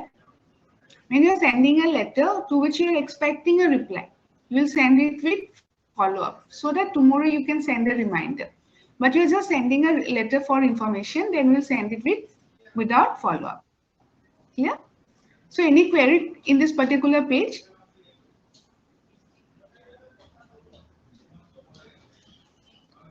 এখন পেজত কাৰবাৰ কিবা confusion আছে নেকি নীলুফাৰ হয় sir hello এই দুটা option আকৌ এবাৰ বুজাই দিব নেকি send dispatch with follow up send dispatch without follow up এই দুটা অপচন আকৌ এবাৰ বুজাই দিব নেকি হয় স্যাৰ এইটো ময়ো ক'ব লাইছিলো এইটো অলপ কওকচোন ফলো আপ আৰু ডিসপাচটো হয় স্যাৰ ইয়াতে দুটা অপচন আছে আপুনি এখন চিঠি পঠিয়াইছে সে টু সাম ইউজাৰ abc তেওঁ কৈছে যে মোক এই ৰিপৰ্টটো লাগে অমুক তাৰিখৰ ভিতৰত ঠিক আছে সো এই ৰিপৰ্টটো যদি যোনটো আপোনালোকে ডেট মেনশন কৰি দিছে তাৰ ভিতৰত যদি নাপায় আপোনালোকে কি কৰিব তাৰ এগেইনষ্টত ডেফিনেটলি আকৌ ৰিমাইন্ডাৰ পঠিয়াই যদি তেনেকুৱা ধৰণৰ চিঠি য'ত আপোনালোকে ৰিমাইণ্ডাৰ পঠিয়াব লগা হ'ব পাৰে বা কিবা ফলো আপ কৰিব লগা হ'ব পাৰে তেতিয়া আমি কি কৰিম send dispatch with follow up কালিলৈকে মই ৰিপৰ্টটো নাপালে তেওঁলোকক আৰু এখন মই ডাইৰেক্ট ড্ৰাফট পঠিয়াই দিব পাৰিম যে চিঠি পঠিয়াব পাৰিম যে মোক ৰিপৰ্টটো আপোনালোকে দিয়ক কিন্তু মই যদি ইনফৰমেশনৰ কিনে পঠিয়াই আছো যে ট্ৰেনিং এটা আছে কালি আপোনালোকে এটেন্ড কৰিব তেতিয়া মই কি কৰিম সেন্ড ডিসপ্যাচ উইদাউট ফলো আপ ক্লিয়াৰ হৈছে ইয়াতে এইটো তাৰমানে উইথ ফলো আপত মই এটা ফলো আপ মেছেজ কৰিব পাৰিম আৰু এখন মই ড্ৰাফট পঠিয়াব পাৰিম চিঠি পঠিয়াব পাৰিম যে আপোনাৰ পৰা মই ৰিপৰ্টটো পোৱা নাই তেনেকুৱা ধৰণৰ ক্ষেত্ৰত য'ত আপোনালোকে ৰিপৰ্ট বা ৰিপ্লাই এটা এক্সপেক্ট কৰি আছে তেতিয়া আপোনালোকে উইথ ফলো আপ দিব যদি জাস্ট ইনফৰমেশনৰ কেনে পঠিয়াই আছে তেতিয়া উইদাউট ফলো আপ ক্লিয়াৰ ক্লিয়াৰ আছে থ্যাংক ইউ হয় ঠিক আছে ওকে আৰু কাবাৰ কোৱেশ্চন আছে এইটো পেজটো অকমান কনফিউজন হ'ব পাৰে ইউজাৰৰ বেলেগ একো নাই একদম সিম্পল ইন্টাৰনেল টেবলত একো কৰিব নালাগে পাব্লিক টেবলত @if টিক কৰি জাস্ট ডেটাটো ফিল আপ কৰি দিব লাগিব এতিয়া সো এটো যদি আপোনালোকৰ ক্লিয়াৰ হৈছে মই সেন্ড ডিসপ্যাচ উইদাউট ফলো আপ পঠিয়াই দিলো দিয়াৰ লগে লগে একো মোৰ ট্ৰেনিং সাইটত যদিও হয় ক'ব লাগিলে হয় ক'ব লাগিলে কি ক'ব লাগিব হয় কাৰোবাৰ কিবা কোৱেশ্চন আছে হয় মই ডিসি অফিস দাৰঙৰ পৰা কৈছো হয় ইছ্যু ৰিচিভ ব্ৰাঞ্চৰ পৰা হয় যে চিঠিখন আমি সেন্ড কৰিব লাগে চিঠিখন সেন্ড কৰিবৰ সময়ত কিন্তু সাৰ্ভাৰ ডাউন থাকিলে বা নেট নাথাকে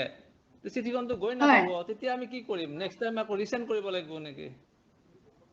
নহয় আপোনাৰ সাৰ্ভাৰ যদি নাথাকে তেতিয়া আপুনি লগইন কৰিবই নোৱাৰিব যদি নেট ডাউন থাকে আপুনি লগইন কৰিবই নোৱাৰিব লগইন কৰাৰ পিছতহে আপুনি ইস্যু কৰিব পাৰিব লগইন কৰাৰ পিছত যদি সাৰ্ভাৰ ডাউন হয় তেতিয়া আপোনাৰ ইস্যুটো ফেইল হৈ যাব ইস্যুটো যদি ফেইল হয় তেতিয়া আপুনি এইটো মানে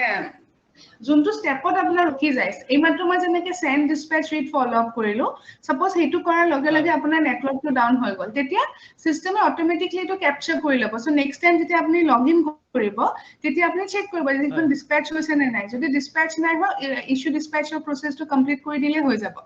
এটা আপোনাৰ ডিসপ্যাচ হৈছে কেনেকৈ চাব পাৰিব এটো তাত ইস্যু ফোল্ডাৰৰ সেন্ড ফোল্ডাৰত মই যদি যাওঁ এইমাত্ৰ মই যিখন পঠিয়াইছো এইখন চাক ইয়াতে ৰিফ্লেক্ট কৰিছে 12:24 মই পঠিয়াইছো ঠিক আছে এটো আজি ডেটত মই পঠিয়ালো সো এখন ইয়াতে ৰিফ্লেক্ট কৰিছে এই চিঠিখন মই এনেকৈ চাব পাৰো যদি এখন কিবা কাৰণতে পঠোৱা টাইমত যদি মোৰ সাৰ্ভাৰ ডাউন হৈ গৈছিলে তেতিয়া এখন ইয়াতে ৰিফ্লেক্ট নকৰিলে হয় এখন কোড থাকিলে হয় মোৰ ফাইলৰ ভিতৰত থাকিলে এতিয়া আপুনি এই ফাইলখন মই যদি খুলো এটো সব এখন ফাইল আছিল আপোনাৰ 2027 কোনখন ফাইল পাব 2037 ইয়াৰে যদি মই এটা টিওসি পাৰ্টত যাও এই যে চিঠিখন মই মাত্ৰ পঠিয়াইছো এই চিঠিখন ইয়াতে আহি গল সব এটো ধৰিব পাৰিছেনে আপোনালোকে লেটাৰ এখন ইস্যু হোৱাৰ লগে লগে আপোনালোকে চিঠি এখন যেতিয়া ইস্যু কৰে গুটে কপিখিনিটো কনসাৰ্ন ৰিসিপিয়েন্টক পঠিয়াই দিয়ে সদায় অফিস কপি এখন ফাইলত মেইনটেইন কৰে ৰাইট ই অফিস এপ্লিকেশনটো লেটাৰ এখন ইস্যু হোৱাৰ লগে লগে অফিস কপিটো অটোমেটিকলি সিস্টেমে আপোনাৰ টিওসিত আনি দিয়ে ইমান দেৰি আমাৰ এই চিঠিখন কোড দেখাই আছিল আমাক যেতিয়ালৈকে ইস্যু কৰা নাছিল আমাৰ ড্ৰাফট লিষ্টত দেখাই আছিল ৰাইট এতিয়া মই ড্ৰাফট লিষ্টত যদি যাওঁ এখন নাই অকল পুৰণাখন আছে এখন ইয়াৰ পৰা গুচি গ'ল কোড সেভ হৈ গ'ল মোৰ টিওসিত আহিল সো মই ইস্যু কৰাৰ পিছত মোৰ তাত দুটা জায়গাত মোৰ ৰিফ্লেক্ট কৰিব এটা কৰিব মোৰ ইস্যু সেন্ড ফোল্ডাৰ এটা মোৰ ৰিফ্লেক্ট কৰিব আপোনাৰ ফাইলৰ টিওসি এটা হাৰ্ড কপি যিখন আপোনাক লাগিব এটা সব মই ফাইলখন যে ওপেন কৰিলো মই ইস্যুত যেতিয়া যাম ইস্যু সেন্ডত মই ইস্যু ইয়াতে ক্লিক কৰিম মই কালৈ পঠিয়াইছিলো মই ডেটাটো ইয়াতে পালো সব ৰিসিপিয়েন্ট লিষ্ট ঠিক আছে এতিয়া যাক মই পোষ্টেলৰ থ্ৰুদি পঠিয়াইছিলো এওঁলোকৰ কপিটো মই কি কৰিম প্ৰিন্ট আউট লম ইয়াতে দিম ডাউনলোড কৰিম প্ৰিন্ট আউট লম এইখন চিঠিহে মই ইস্যু ব্ৰাঞ্চত দি দিম ইস্যু ব্ৰাঞ্চে আপোনাৰ যাওক চিঠিখন ফিজিক্যালি পঠিয়াই দিব কিন্তু যাক মই ইমেইল আৰু ইন্ট্ৰা ই অফিসত পঠিয়াইছো তেওঁলোকে ডাইৰেক্টলি মেইলত বা ই অফিসত পাই যাব So once we complete the issue process, the letter which you had sent will be reflected in the issue folder of the concerned user who had dispatched the letter with the ECI number. So this is my issue folder, and this is the details of the letter that I have just now issued. There will be two places where this detail will be available. One is my issue folder. Second is the file from which I had issued. So this is the particular file from which I had issued. So when I go to the TOC part, you can see the received issue number. The issue number is automatically reflected in my TOC. This is equivalent to the process of always maintaining a copy, office copy of any letter that you issue from the file, right? That is always done in the physical file. So in case of electronic file also, the application automatically updates the letter that has been issued in the TOC of that particular file. Clear?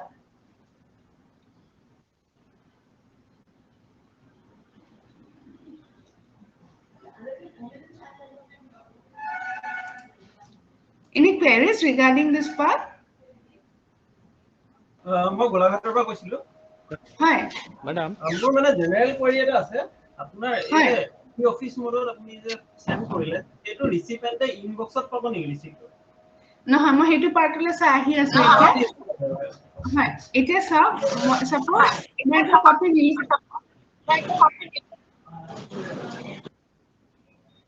হয় so আমি যাক ই অফিসলৈ পঠিয়াম তেওঁলোকে এই চিঠিবোৰ নিজৰ receive file dispatch receive letter একদম left সাইডে চাব আপোনালোকে ৰিসিভ লেটাৰ ফোল্ডাৰ এটা আছে এই ৰিসিভ লেটাৰ ফোল্ডাৰত হয় Madam, so I am from Hailandi district. Suppose, madam, we have addressed circle officer Katlichura and given copy to joint director. Action is from the circle officer. How will send the letter? Both of them. Circle officer need to reply. Circle officer need to reply, and you have given copy to joint director. How we issue the letter? How issue the letter? What is the procedure? What is the procedure, madam? So when you create the draft, you have to add details of your circle officer as well as the joint director in the edit recipient list. So if your circle officer is onboarded in the e-office application, you will select his data from this particular list. But until circle officers are onboarded, they will not, and that means until they don't have the e-office account, you can add their data from the public list. You can send a copy of the letter to your circle officer and your director email ID. So in the public list, you will update your circle officer name, suppose the circle officer. Then in the address, you give the address of the particular office and you update the email ID of your circle officer. So when you update the email ID of your circle officer, that particular letter will be received in his email ID. Similarly, after adding your circle officer, you also need to update the address, email address of your joint director. So both of them will receive the letter. So after reading the content of the letter, the concerned person who needs to reply will send you a reply in the in a normal, like they will send the letter marked to your office, which you again need to diarize and put up in the file, sir. Is it clear, sir? Yes. Initiate with follow up. Initiate with not follow up. যেটা আছে যে নটার মাঝে madam initiate with follow up and initiate without follow up. What is the procedure? Yes. So yes, if you send the letter with follow up, I'm going to the send folder again, issue folder. So I will redispatch your letter. So if I send it with follow up, that means I'm expecting a reply for that particular letter. So suppose I'm sending it with follow up. Same letter, one has to be followed. Hello. So if one has to be followed up and other, so you will send it with follow up so that you can send a reply to the concerned person. Now in one letter we address to the circle officer Katlichura and copy to the joint director of health services. Now what is the procedure to issue the letters? Both of them, wherein circle officer need to reply on the basis of the letter. Yeah, so it is the same process, sir. You just add the details in the recipient list and send the letter to them, sir. So they will be received. So if you need to, for suppose you say, follow up এজনলৈ কৰিছে এজনে follow up কৰা নাই তাৰমানে চিঠিখন কেনেকৈ পঠাব So if you are sending the letter to two different users and one needs to be followed up and the other need not be followed up, then you will be sending the letter in the follow-up method only. Because the one who need not be followed can be ignored, but for the person whom you need to follow up, you can then send a reminder. Thank you, madam. Thank you, madam. Oh. Okay, there was one query regarding where will the letter be received after it is dispatched. Suppose you have sent a letter marked to my e-office account. That particular letter will be received in my left-hand side menu. There is a receipt folder. You can see this envelope, open envelope icon. When I click on the particular icon, receive letters folder is expanded. There are three ways of receive letter: intra e-office, inter e-office, email diarization. Any letter that is dispatched to you from the district instance will be reflected in the intra e-office. Any letter which is dispatched to you from the state instance will be reflected in the inter office. And any letter that you move to through the email diarization will be reflected in your email diarization process. So যেতিয়া আপোনালোকৰ একাউণ্টলৈ চিঠি এখন mark হ'ব e-officer একাউণ্টলৈ তেতিয়া আপোনালোকে এখন কোড পাব আপোনাৰ লেফট হ্যান্ড সাইড মেনুত চাব ৰিসিভ ফোল্ডাৰ লেটাৰ্স বুলি এটা ফোল্ডাৰ আছে তাতে তিনিটা সাব ফোল্ডাৰ আছে ইন্ট্ৰা ইন্টাৰ আৰু ইমেইল ইন্ট্ৰাটো হৈছে আপোনাৰ ডিস্ট্ৰিক্ট অফিচৰ পৰা কিবা অহা চিঠি ইন্টাৰটো হৈছে ষ্টেটৰ পৰা যদি আপোনালোকে কোনোবা ই অফিচত চিঠি পঠিয়াইছে ইমেইলটো হৈছে আপোনালোকে নিজৰ মেইলৰ পৰা যদি ই অফিচলৈ মুভ কৰিছে সো সাপোজ মই এটা ইন্ট্ৰাত পঠিয়াইছিলো এখন সব ইয়াতে ৰিফ্লেক্ট কৰিছে So the letter which I had just now dispatched, I had marked a copy to my own e-office account. So I have received this copy immediately in my account.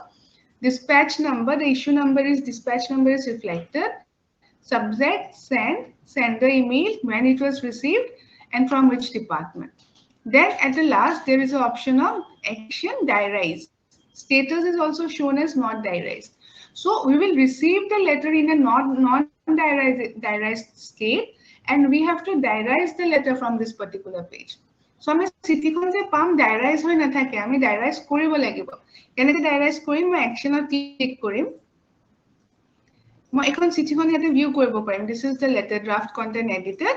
and you can see this is the annexure এখন যিখন excel report আহিছিলে so this is how we will receive the report in the excel format আপোনালোকে dispatch কৰিলে attachment যিয়ে নিদিও concerned user গোটেইখিনি পাব আছে suppose মোক annexure খন মোৰ diarize কৰিব নালাগে মোক অকল document খন লাগে মই select কৰিলো right side মই move কৰি দিম document 1 এখন মোক নালাগে সো এখন মই ইয়াতে ৰাখি দিছো কৰি মই diarize কৰি দিলো এতিয়া সব এখন আমাৰ কোনখন পেজ আহিছে ধৰিব পাৰিছে নে আপোনালোকে Wednesday session diarization page correct diarization page of Wednesday যদি আমি দেখাইছিলো তাতে আমি যেতিয়া physically scan কৰা letter বোৰ diarize কৰিছিলো আমি এখন আপলোড কৰিব লাগিছিল ইয়াতে মই আপলোড কৰিব লগা হোৱা নাই ইয়াতে সব information receive date name designation email id mobile number subject গুটেখিনি automatically fill হৈ আছে মই Wednesday যেতিয়া আমি diarize কৰিছিলো যিবোৰ physically পোৱা letters আমি সব information নিজে ভৰাব লাগিছিল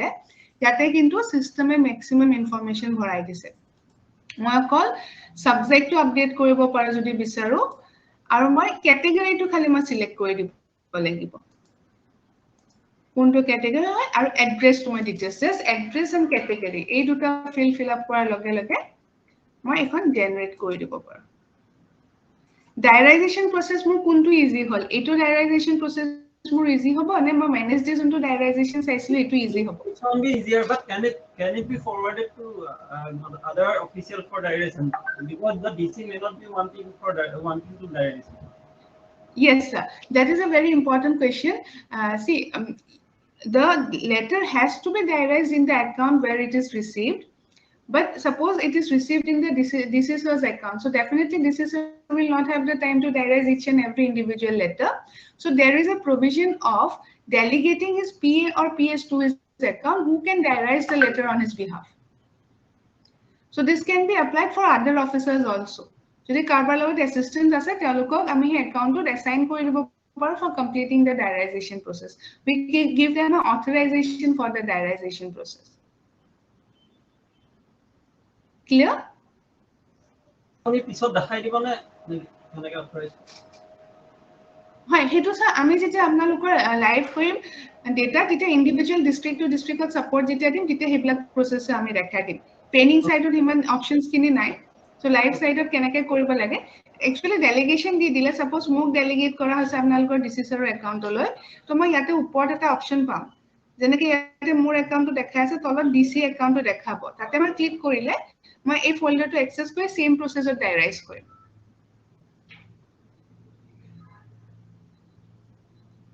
Clear, sir? Question two? Okay. Right. So, any more queries?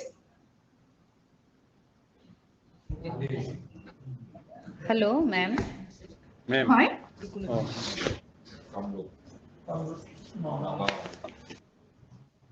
Hello. Hi, Cock.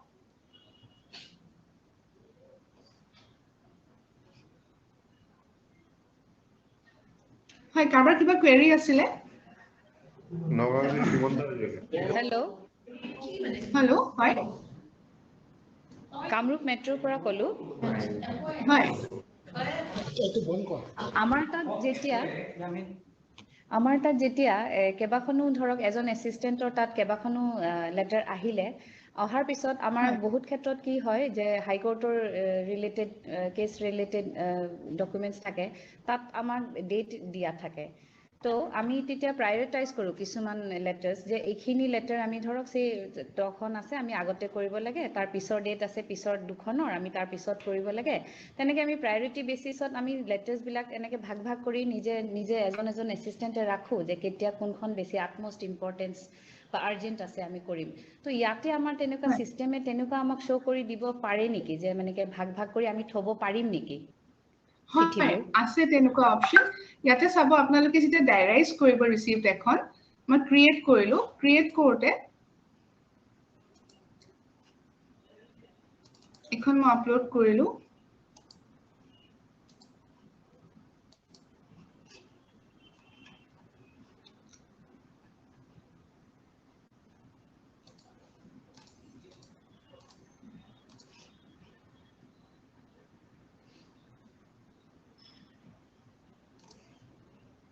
আপোনালোকে যেতিয়া ডাইৰাইজ কৰিব চিঠি এখন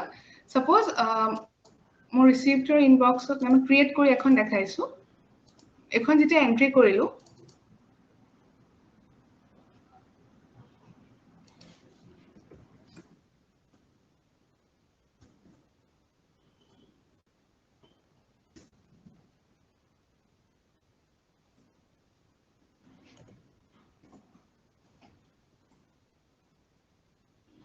এখন যে মই জেনাৰেট কৰিলো জেনাৰেট কৰি এসিস্টেন্ট জনলৈ যেতিয়া সাপোজ ডিসিসৰে সাপোজ এখন মাৰ্ক কৰি দিছে এই চিঠিখনৰ ওপৰত লিখি দিছে যে আপোনাৰ 22 তাৰিখৰ ভিতৰত এখন কমপ্লিট কৰিব লাগে সো যোনে ডাইৰাইজ কৰিব ইছ্যু ৰিসিভ ব্ৰাঞ্চত তেওঁ যেতিয়া কনসাৰ্ন এসিস্টেন্টলৈ পঠিয়াব প্ৰথম মুভমেন্ট হওঁতে আমি এই প্ৰায়োৰিটাইজেশনটো কৰিব পাৰো সেন্ডত ক্লিক কৰাৰ লগে লগে এটা তলত চাব আপোনালোকে ডিউ ডেট দিব পাৰো সে বিচাৰিছে এখনৰ ডিউ ডেট দি আছে 22 অক্টোবৰ মই ডিউ ডেটটো দিলো একশন দিব পাৰি যে প্লিজ এক্সামিন আৰু প্ৰায়োৰিটি দিব পাৰো most immediate out today most immediate the মই সাপোজ এখন পঠিয়াই দিলো টু দা কনসার্ন এসিস্টেন্ট এতিয়া সেন্ড কৰিম যেতিয়া সেন্ড কৰিম এখন হে কনসাৰ্ন এসিস্টেন্ট জনৰ ইনবক্সত ৰিফ্লেক্ট কৰিব সো তেওঁ কেনেকৈ গম পাব ইনবক্সত এনেকে প্ৰায়োৰিটিটো হাইলাইট হৈ থাকিব এনেকুৱা ধৰণৰ এটা লিজেন বা এটা আইকন ডিসপ্লে হ'ব এটো দেখিলে তা গম পাব যে এটো প্ৰায়োৰিটি মাৰ্ক কৰা আছে লগতে ডিউ ডেটটো যে মাৰ্ক কৰিছিল এই ডিউ ডেটটো ইয়াতে ওপৰত হাইলাইট হৈ থাকে ঠিক তেনে ধৰণে মই মোৰ ইনবক্সত কিমান ডিউ ডেটৰ ভিতৰত আছে এটো চেক কৰিব বিচাৰো হেতু হিচাপতে মই ফিল্টাৰ আউট কৰি ল'ব পাৰো সো এনে ধৰণে আমি কি কৰিব পাৰিম আপোনাৰ any kind of letter which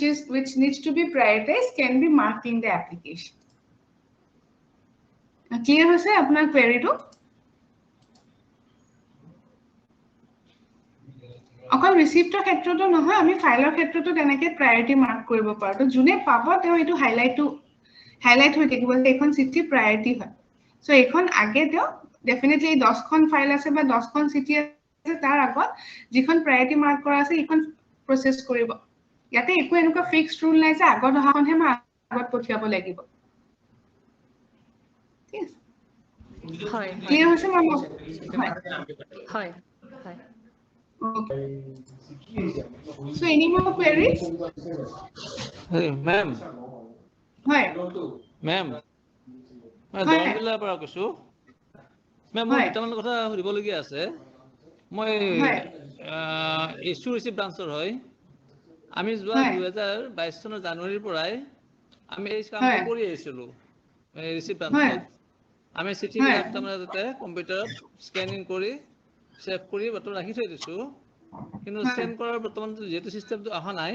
এতিয়াহে হ'ব আমি সেন্ড কৰা নাই তে কথা হ'ল আমাৰ যিবিলাক চিঠি আহে পাব্লিক চিঠি হওক বা গভৰ্ণমেণ্ট চিঠি হওক এইবিলাক আহিলে প্ৰথমতে আমি ডাক ফাইলত ৰাখি থওঁ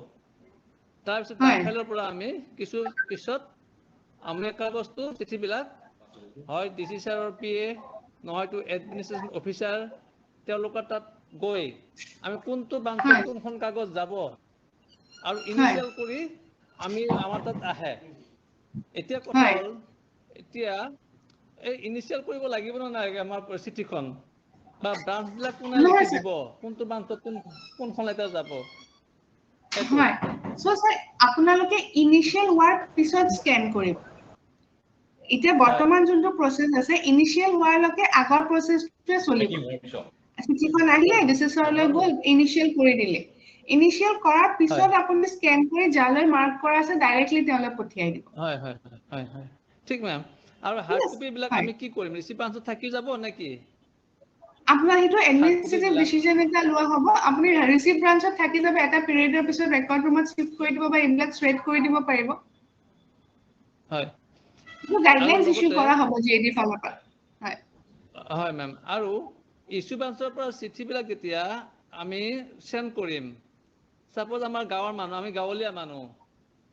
মানুহৰ ইমেইল নাথাকিব বা কিছুমানৰ তাত মোবাইল বা হোৱাটসএপ নম্বৰ নাথাকিব আমি সেই বস্তুটো কেনেকৈ সেন্ড কৰিম যাৰ তাত ইমেইল নাথাকে বা তেওঁলোকক আপুনি আগতে যেনেকে হাৰ্ড কপিখন দিছিলে এতিয়া হাৰ্ড কপিখনেই দিব লাগিব যদি সেইকাৰণে এটা বস্তু কৰিব পাৰে আপোনালোকে যেতিয়া চিঠি ৰিসিভ কৰে ডিস্ট্ৰিক্টত ম্যাক্সিমাম লেটাৰ্স মই দেখিছো আপোনাৰ সিটিজেনৰ পৰা আহে আমাৰ ইয়াতে ষ্টেটত ইমান সিটিজেন লেটাৰ্স নাহে কম্পাৰেটিভলি বহুত কম উইথ ৰেসপেক্ট টু ডিস্ট্ৰিক্ট সো ডিস্ট্ৰিক্টত আপোনালোকে এটলিষ্ট যদি আজি দিনত 10 জন সিটিজেন আহিছে তাৰ হয়তো 7 জনৰ কিন্তু আপোনাৰ ইমেইল আইডি থাকিবও পাৰে আপোনালোকে ট্ৰাই কৰিব ইমেইল আইডিটো ক্যাপচাৰ কৰিব যদি ইমেইল আইডি থাকে তেওঁলোকক মেইলত পঠিয়াই দিলে যদি মেইল আইডি নাই তেতিয়া কিন্তু প্ৰিন্ট আউট লৈ হাৰ্ড কপিখন পঠিয়াব লাগিব মেম আমাৰ ইয়াতে কি হয় public letter maximum 60% public letter হয় হয় ম্যাক্সিমাম আৰু তাৰ ম্যাক্সিমাম টিপছই মৰা গতিকে তেওঁলোকৰটো ইমেইল বা মোবাইল বা হোৱাটসএপ নাথাকিব আমি হেতু কি কৰিম আমি হেতু এতিয়া পাজলত পৰিছো ওকে তেতিয়া তেওঁলোকক আপুনি ফাইলৰ পৰা ইস্যু হৈ যোৱাৰ পিছত চিঠিখন প্ৰিন্ট আউট লৈ কেনে দিব লাগিব আগতে যেনেকে দিছিলে ইস্যু ব্ৰাঞ্চৰ পৰা ল'ব নে কনসাৰ্ন ব্ৰাঞ্চৰ পৰা ল'ব কনসাৰ্ন ব্ৰাঞ্চৰ পৰা ল'ব পাৰে ইস্যু ব্ৰাঞ্চৰ পৰা ল'ব পাৰে হেতু আপোনালোকৰ ডিসিশন both ways possible হয় আইব হয় সো হেতু হয় আপোনাৰ ইস্যু প্ৰিন্ট আউটখন আপোনাৰ ইস্যু ব্ৰাঞ্চত লোৱা হয়তো ব্ৰাঞ্চে প্ৰিন্ট আউট লৈ আপোনালৈ পঠিয়াই দিলে আপোনালোকৰ পৰা কালেক্ট কৰিব বা আপোনালোকে নহয় সিটিজেনে ব্ৰাঞ্চৰ পৰা কালেক্ট কৰিব লাগে যোনটো হেৰি হয় এটো এটা আপোনালোকে কনফিগাৰ কৰিব পাৰে একো ৰেস্ট্ৰিকশন নাই এপ্লিকেশনটো ঠিক আছে ৰেস্ট্ৰিকশন নাই ঠিক আছে থ্যাংক ইউ মেম হয় আমাক অলপ ইয়েলো নোটৰ ডেমো অলপ দেখাব নেকি হয়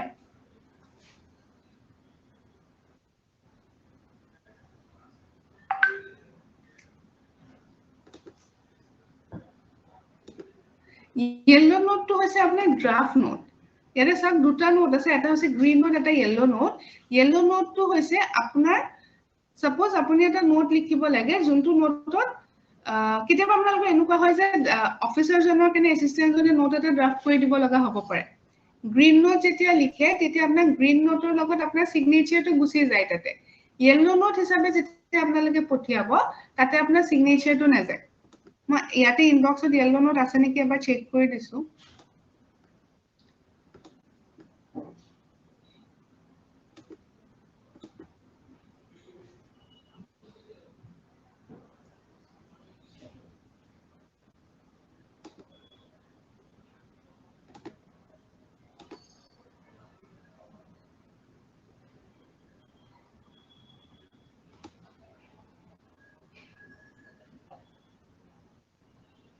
এখন ফাইল চাও yellow note আছে So yellow note মই যদি কাৰবালৈ পঠিয়াও green note আপোনালোকে চাব সদায় name designation name ও signature যায় yellow note কিন্তু কাৰো name আৰু signature নাহে সেইটো actually non off record note বুলি ক'ব পাৰি So আপোনালোকৰ requirement মতে ইউজ কৰিব পাৰে যেতিয়া এজন ইউজাৰে আনজন ইউজাৰক নোট এটা yellow note পঠিয়াব তেওঁৰ নামটো নাযাব So suppose assistant DC sirok eta note draft kori dibo lage to yellow note hisabe pothiyai dibo by concern officer ki koribo paribo he note to edit koribo paribo confirm koribo paribo discard koribo paribo edit mane note or content to edit hobo confirm jodi kori diye yellow note to apna green note hoye jabo to sir yellow color to change hoy green color hoy gol june confirm korile tar eta file kon jeta next user pothiyabo tetia tar naam to he note to against map hoy jabo So yellow note ekdom basic concept june note to draft kori put up korise teor naam designation note against nahe june confirm korise teor naam to he note to against reflect koribo So keteba enoko abo pare DC sir le eta file pothale DC sir kiba confusion ase teoloke apnalok yellow note eta likhi pothia dile please discuss tete etu note to apnaloke discard kori dibo pare that is a informal note বা আপোনালোকে কোনোবা এজন অফিচাৰলৈ note এটা draft কৰি আগতে যেনেকৈ আপোনালোকে note draft কৰি প্লেস কৰে ফাইলত যোনটো অফিচাৰে সাইন কৰে তো ইয়াতে যদি এনেকুৱা নোট ড্ৰাফট কৰি প্লেস কৰিব লাগে আপোনালোকে yellow নোট হিচাপে প্লেস কৰিব ক্লিয়াৰ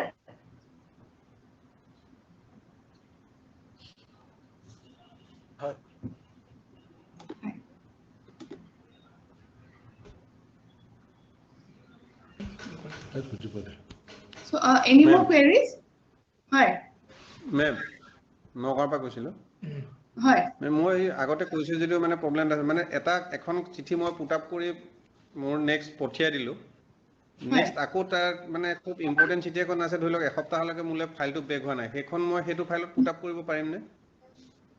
সেইটো ফাইলত আপুনি নোৱাৰিব কাৰণ সেই ফাইলখন আপোনাৰ তাত নাই যোনখন ফাইল আপোনাৰ তাত নাথাকিব এখন আপুনি ফাইলত কেনেকৈ চিঠি পুট আপ কৰিব ৰাইট সো তেনেকুৱা ক্ষেত্ৰত ফিজিক্যালত আপোনালোকে কি কৰিছিলে ফাইল এখন পুট আপ কৰি পঠিয়াই দিলে আপোনাৰ তাত ঘূৰি অহা নাই আৰ্জেন্ট মেটাৰ আহিলে তেনেকুৱা ক্ষেত্ৰত আপোনালোকে কেনেকৈ প্ৰসেস কৰিছিলে পাৰ্ট ফাইল তেতিয়া মানে ফাইলটো কোৱাৰি কৰিছো কোড কোন প্লেছত আছে তেনেকৈ বিচাৰি কৰি ফাইলটো উলিয়াই আনিছিলো পাৰ্ট ফাইল কৰিবলৈ হয় সেইটো কৰিব পাৰে আপোনালোকে ফাইলখন অলৰেডি পাৰ্টটো হয় হয় সো পাৰ্ট ফাইল কৰিলে আপোনালোকৰ নতুন ফাইল হিচাপে হৈ যায় আগৰ কন্টেন্ট একো নাথাকে সো যদি আপোনাৰ ৰিকুৱাৰমেন্টৰ মতে পাৰ্ট ফাইলটো যদি আমাৰ কাৰণে সাফিশিয়েন্ট হয় আপুনি পাৰ্ট ফাইল ক্ৰিয়েট কৰিব পাৰে নহলে ফাইলখনৰ ষ্টেটাসটো আপুনি চাব পাৰে কাৰেন্টলি কাৰ্টত আছে ফাইলখন যাৰ তাত থকা দেখায় আপুনি তেওঁৰ একাউণ্টে বিচাৰি কেনে তেওঁ ক'ব পাৰে যে ফাইলখন মোক ঘূৰাই পঠিয়াই দিয়ক ফাইলখন বেক হ'বই লাগিব মানে কিন্তু পাৰ্ট ফাইল কৰিলে আকৌ প্ৰবলেম এটা হৈ যায় সেই পাৰ্ট ফাইলটো নাইকিয়া হৈ যায় কেতিয়াবা মিসিং হৈ যায় ইয়াৰ ক্ষেত্ৰতো ধৰি লওক হেতুটো আৰু নেক্সট পুট আপ কৰা নাযায় সাধাৰণতে ক্লোজ ফাইলৰ এগেইনষ্টতে পাৰ্ট খোলা যায় নতুনকে ধৰি লওক এটা ফাইলত আপুনি কি কৰিব লাগিব হেতু ৰিলেট নহয় পাৰ্ট ফাইল যেতিয়া আহিব আপোনাৰ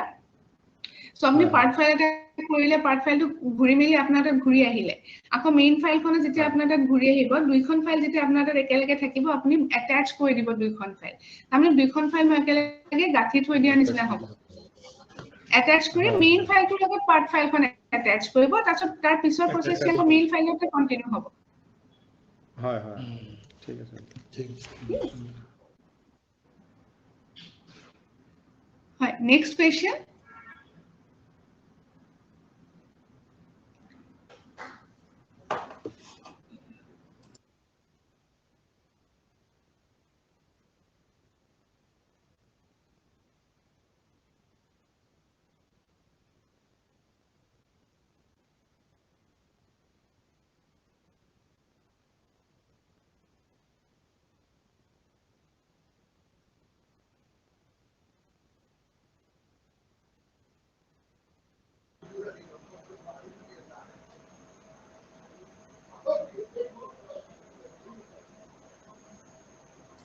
হয় কাৰোবাৰ কিবা query আছে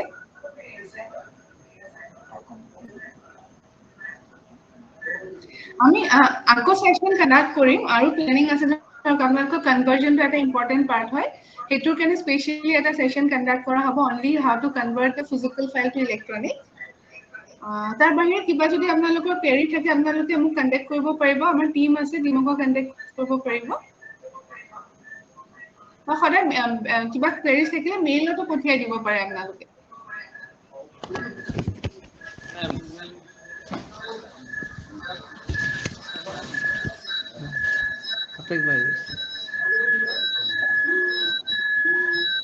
Hello, ma'am. Hi. Ma'am, মই আৰু এটা কথা সুধিব ৰৈ গ'ল। হয়। আমি ধৰ এতিয়া চিঠিবিলাক যিটো ফাইল নাম্বাৰ আছিলে গভৰ্ণমেণ্ট লেটাৰবিলাক যিটো ফাইল নাম্বাৰ আছিলে সেইমতে আমি ছেভ কৰি ৰাখিছিলোঁ ফাইল নাম্বাৰটো তাতে ছেভ কৰি ৰাখিছিলোঁ এতিয়া যিটো পাব্লিক লেটাৰ আহিব সেইটো চিৰিয়েল নাম্বাৰটো কি দিম বা ইছ্যু নাম্বাৰটো কি দিম চিৰিয়েলি আহিব পাব্লিক হওক বা গভ লেটাৰ হওক বা মেইল হওক ইমেইল জিমেইল হওক বা মেছেজ হয় হওক চিঠি আহাৰ লগে লগে আপোনাৰ যোনটো ইচিআৰ নাম্বাৰ আহিব ইচিআৰ নাম্বাৰটো আপোনাৰ সিৰিয়েল নাম্বাৰ আৰু ইচিআৰ নাম্বাৰটো আপুনি ইয়াতে এডভান্স সাৰ্চত চাব পাৰে এডভান্স সাৰ্চ অপচন এটা থাকিব য'ত আপুনি ইচিআৰ নাম্বাৰটো ষ্টেটাসটো চাব পাৰিব ঠিক আছে ইন্ডিভিজুৱেলি লগতে আমাৰ ইয়াতে এমআইএস সেকশন এটা আছে আপোনাৰ যেনেকৈ আগতে ম্যানুৱেল ৰেজিষ্ট্ৰেচন থাকিছিল কিমানখন আজি এন্ট্ৰি কৰিলে এমআইএছত আপোনাৰ কিমানখন এন্ট্ৰি কৰিলে গোটেই ধুনীয়াকে ৰিপৰ্ট আহি যায় যে আজিৰ ডেটত আপোনালোকৰ কিমান চিঠি এন্ট্ৰি কৰিলে ক'ৰ পৰা পালে গোটেই ডেটা ৰিপৰ্ট আপোনালোকক সিস্টেমে provide কৰে ইনফেক্ট ম্যানুৱেল ৰেকৰ্ডতকে ই ফাইলিংৰ ৰেকৰ্ডটো বহুত সুবিধা হৈ যায় ইনষ্টেন্টলি আপোনালোকে ৰিপৰ্ট বিলাক পাই যাব এটা চাও মই দেখাই দিছো কুইকলি এমআইএস হয় আমি মান্থ ওয়াইজ আমাৰ লেটাৰ যদি কিবা কাৰণ মিসিং হয় মান্থ ওয়াইজ কোনটো মাহত লেটাৰখন যেনিবা মিসিং হৈছে আমি মান্থটো কৈ দিলে আমি সেইমতে বস্তুটা উলাই দিব পাৰো হয় এতিয়া আপোনালোকে সব ৰিসিভড ইয়াত পাৰিব ইয়াতেও পাৰিব আপোনালোকে কোনে পঠিয়াইছে তেওঁৰ নামটো ক'লে উলাই দিব পাৰিব কেতিয়া পঠিয়াইছে সেই ডেটটো ক'লে উলাই দিব পাৰিব আপোনাৰ গোটেইখিনি সুবিধা আছে ইয়াতে সব মই ৰিপৰ্টখন দেখাইছো যে 1 তাৰিখৰ পৰা আজিলৈকে কিমান চিঠি ডায়েৰী হৈছে মই যদি চাব বিচাৰো যে ট্ৰেনিং সাইট হয় মই চেক কৰিছো বাৰু কিমান এনেকে মই ভিউ কৰিব পাৰো সাৰ্চ কৰিলে আহি যাব ইয়াতে সব এইটো গোটেইখিনি আহি গৈছে কিমান চিঠি কোনদিনাখন ডায়েৰী কৰিছিলে বৰ্তমান কোনে ডায়েৰী কৰিছিলে কাক পঠিয়াইছো কাৰ তাত আছে গোটেইবোৰ আপোনালোকে এনেকে চাব পাৰে সো ৰিপৰ্টত আপোনালোকে